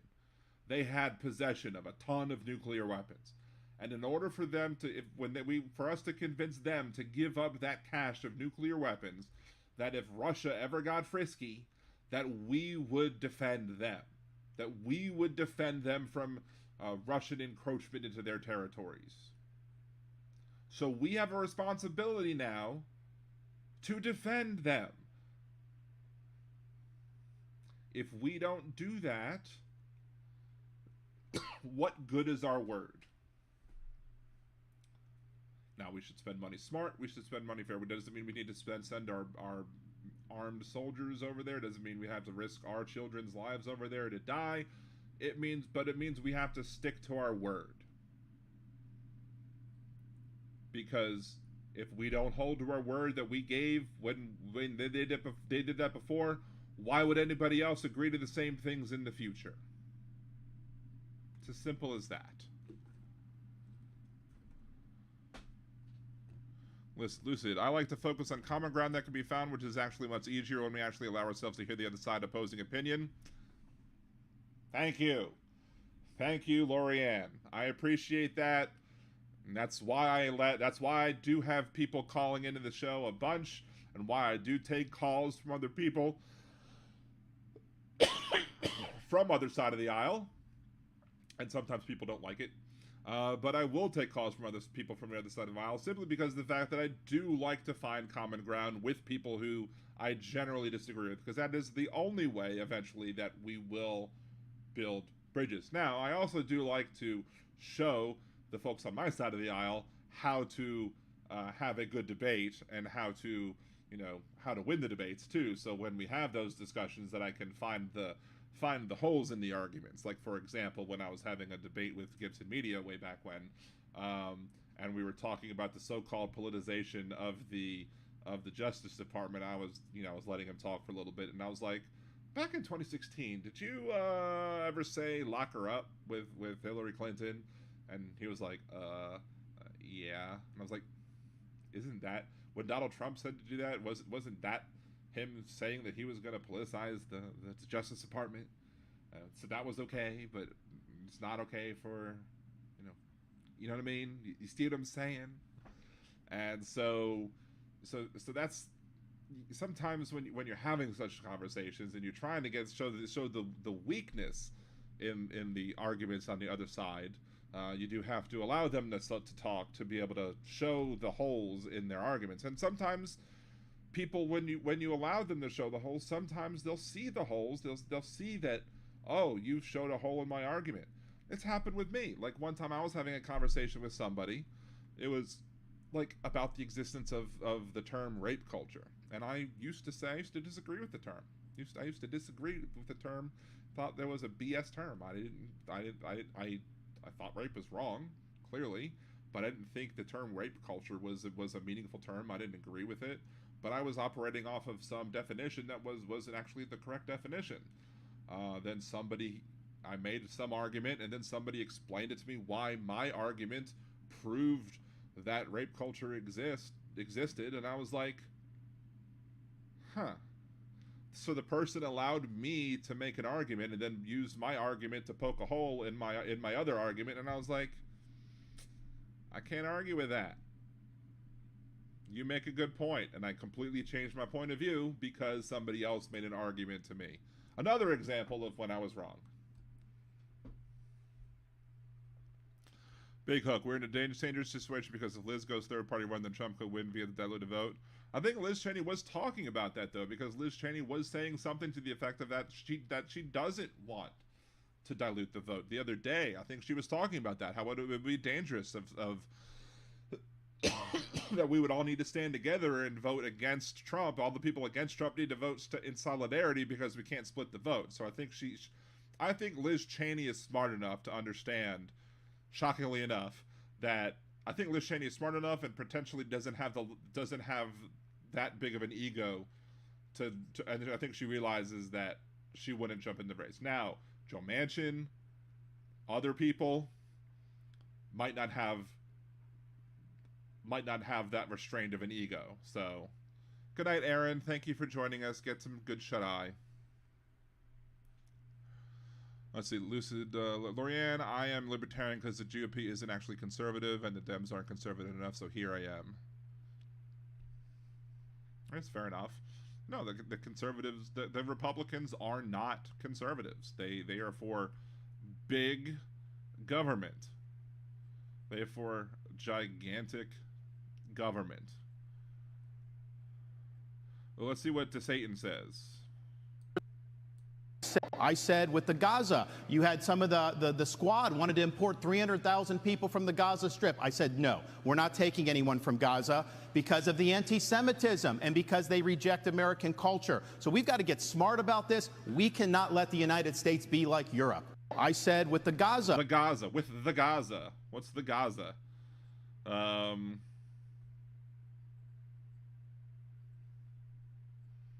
Let's see.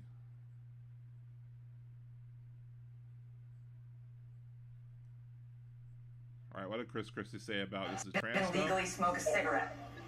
Kids who go from puberty blockers to cross-sex hormones are at a much greater likelihood of winding up sterile. How is it that you think a parent should be able to okay these surgeries, never mind the sterilization of a child? And aren't you way too out of step on this issue to be the Republican nominee? No, I'm not. Because Republicans believe in less government, not more. In less involvement with government, not more government involvement in people's lives. And you know what, Megan?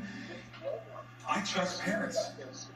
And we're out there saying that we should empower parents in education. We should empower parents to make more decisions about where their kids go to school. I agree. We should empower parents to be teaching the values that they believe in their homes without the government telling them what those values should be. And yet, we want to take other parental rights away. I'm sorry. As a father of 4, I believe there is no one who loves my children more than me. There's no one who loves my children more than my wife. There's no one who cares more about their success. Oh my God, he just won the whole thing not tonight. Some government bureaucrat, not some. True. You look He at these didn't jokers won the down whole in thing Congress. tonight. He probably just It lost the whole takes thing them tonight 3 weeks to pick a speaker. He's not being and a up hypocrite until on 2 the days issue. ago, they couldn't promote somebody in the military in the United States Senate who earned their new rank. And we're going to put my children's health and my decisions in their hands? For them to make those decisions? For Joe Biden to make those decisions? For me and for my wife? Let me just say this. This is not something I favor. I think it's a very, very dangerous thing to do.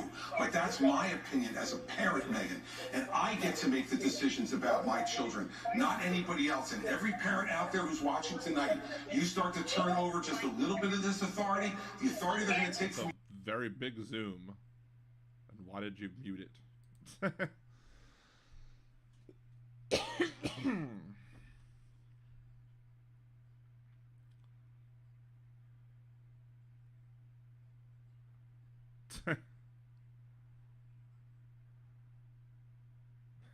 Pee pee poo poo. Hilarious.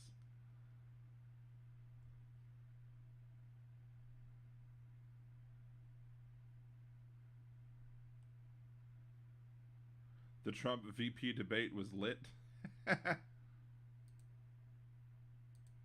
Hold on.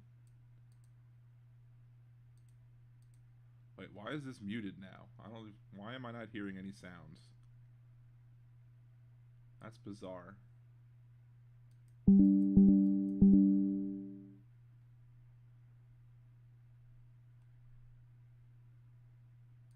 Debate. She said that only a woman can get this job done. That's what she said.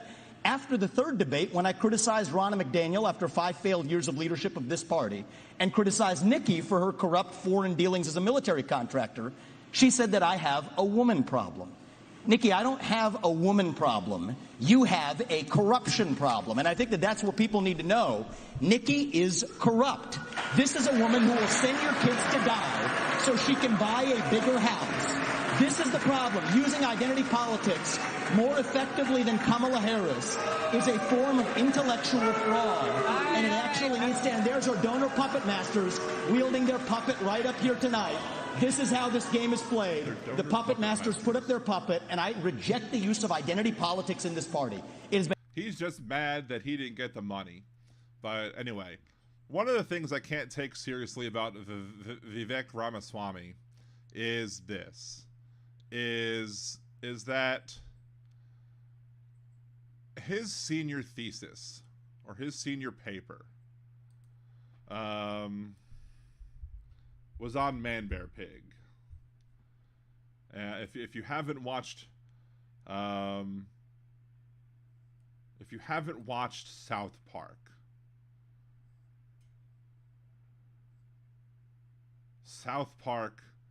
talks about Man Bear, but jokes around about Man Bear Pig, a monster that's half man, half bear, half pig.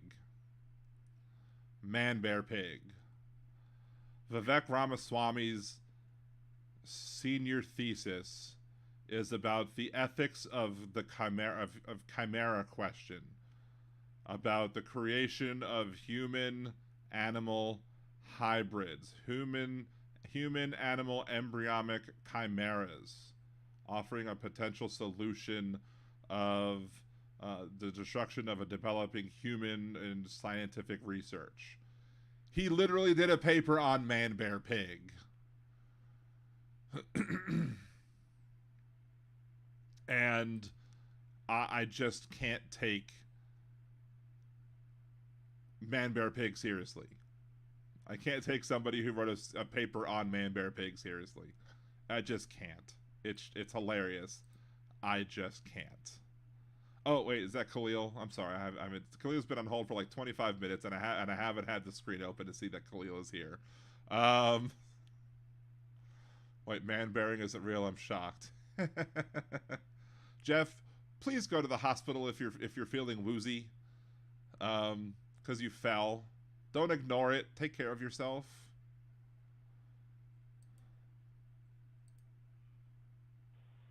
Hey man, Hello. What's going on? I'm doing okay. How you doing? I'm doing all right.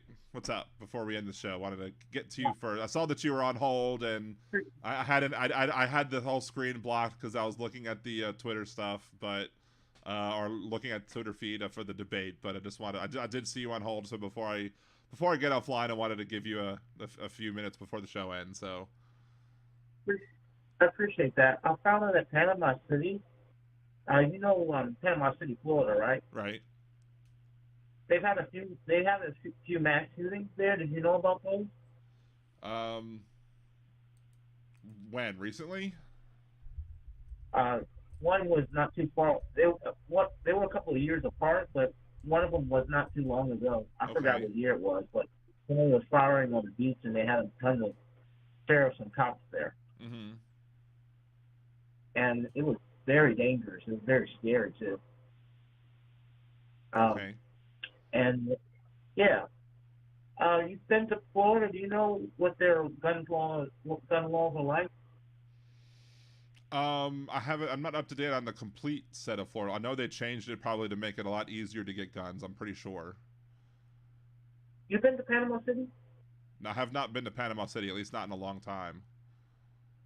Because I don't know. I was just wondering if the Panama City Beach Police, because I know they're present on the beach. I was wondering if they have I was wondering if the Panama City Beach Police Department have those the types the Captain Cincinnati police wear, the white official hat. Do you know if Panama City, Florida does that, or because I know the other places in the state of Florida do that. I was wondering if Panama City does that, since the other places in Florida do that. I'm not sure. I haven't been to I haven't been to Panama City in a while. The closest I have been is I want to say Navarre Beach, maybe, which I think is a little past it, but that's been a while. That's been like at least like 18, 20 years, maybe more. So I don't know. Yeah, because I was watching an old video of Panama City Beach Police, and they had some black and white picture, and the uniforms looked white, and something was telling me that if it was actually gray, because it was a bright 1950s picture. Something told me that if it was actually a gray uniform, it would have been gray in the picture. But the hats looked white because it was a black and white photo. Interesting. Yeah, they looked nothing like regular cop hats. It was like a black and white photo. And I found out that the police in other parts of Florida, they make it known, so they use white official hats sometimes. I think the police that I saw when I've been in Orlando, because I just was in Orlando recently, I didn't see such a thing in the police when I saw police down in Orlando. But I don't know, maybe the beach police are different simply because you're on a beach and you're on the sun. Maybe a lighter hat is better because it makes you less hot, potentially. Yeah, that could be the case. Yeah. But I found one more thing. Can I say? Sure, go right ahead. We got a minute. That police departments not only target like African Americans, but they target youth as well. Oh yeah. Anywhere there's youth, they have a heavy police presence. Yeah. 90 seconds. Especially if it's black youth. So there you go. Anyway, are you still going to that thing this weekend? The gun rally or whatever, or is that later on? Is that later on in the year? No, that's in January. Oh, that's in January. I'm going in January. All right. I thought it was this weekend. Anyway, cool. Well, show's about to end on Blog Talk Radio at least, so I got a jet. But thank you so much for calling in. As always, I'm sorry to get to you sooner, but you have a good rest of your night. You too. All right. Thanks, man. 60 seconds. All right. Well, this is the end of today's episode of Liberal Dan Radio Talk from the Left. That's right. Again, no Nerdy Dan tomorrow. I have other plans. I will be doing Nerdy Dan Tuesday again because I'll be in Disney World next Thursday. I'll be on live Monday from my home. I may very well do a show Wednesday from the car. We'll see how I feel about that, and we'll see what's going on. So just to make sure I don't miss too many hours, because we're trying to get those hours up. Remember, if you do want to watch and help the viewership, go watch some of my previous videos. You don't even have to watch it live. Just go turn it on before you go to bed on a device. Don't put it on mute. Just put it on low volume. And just hop it out. Until next time, this is Dan Zimmerman with Liberal Dan Radio. Talk from the left. That's right.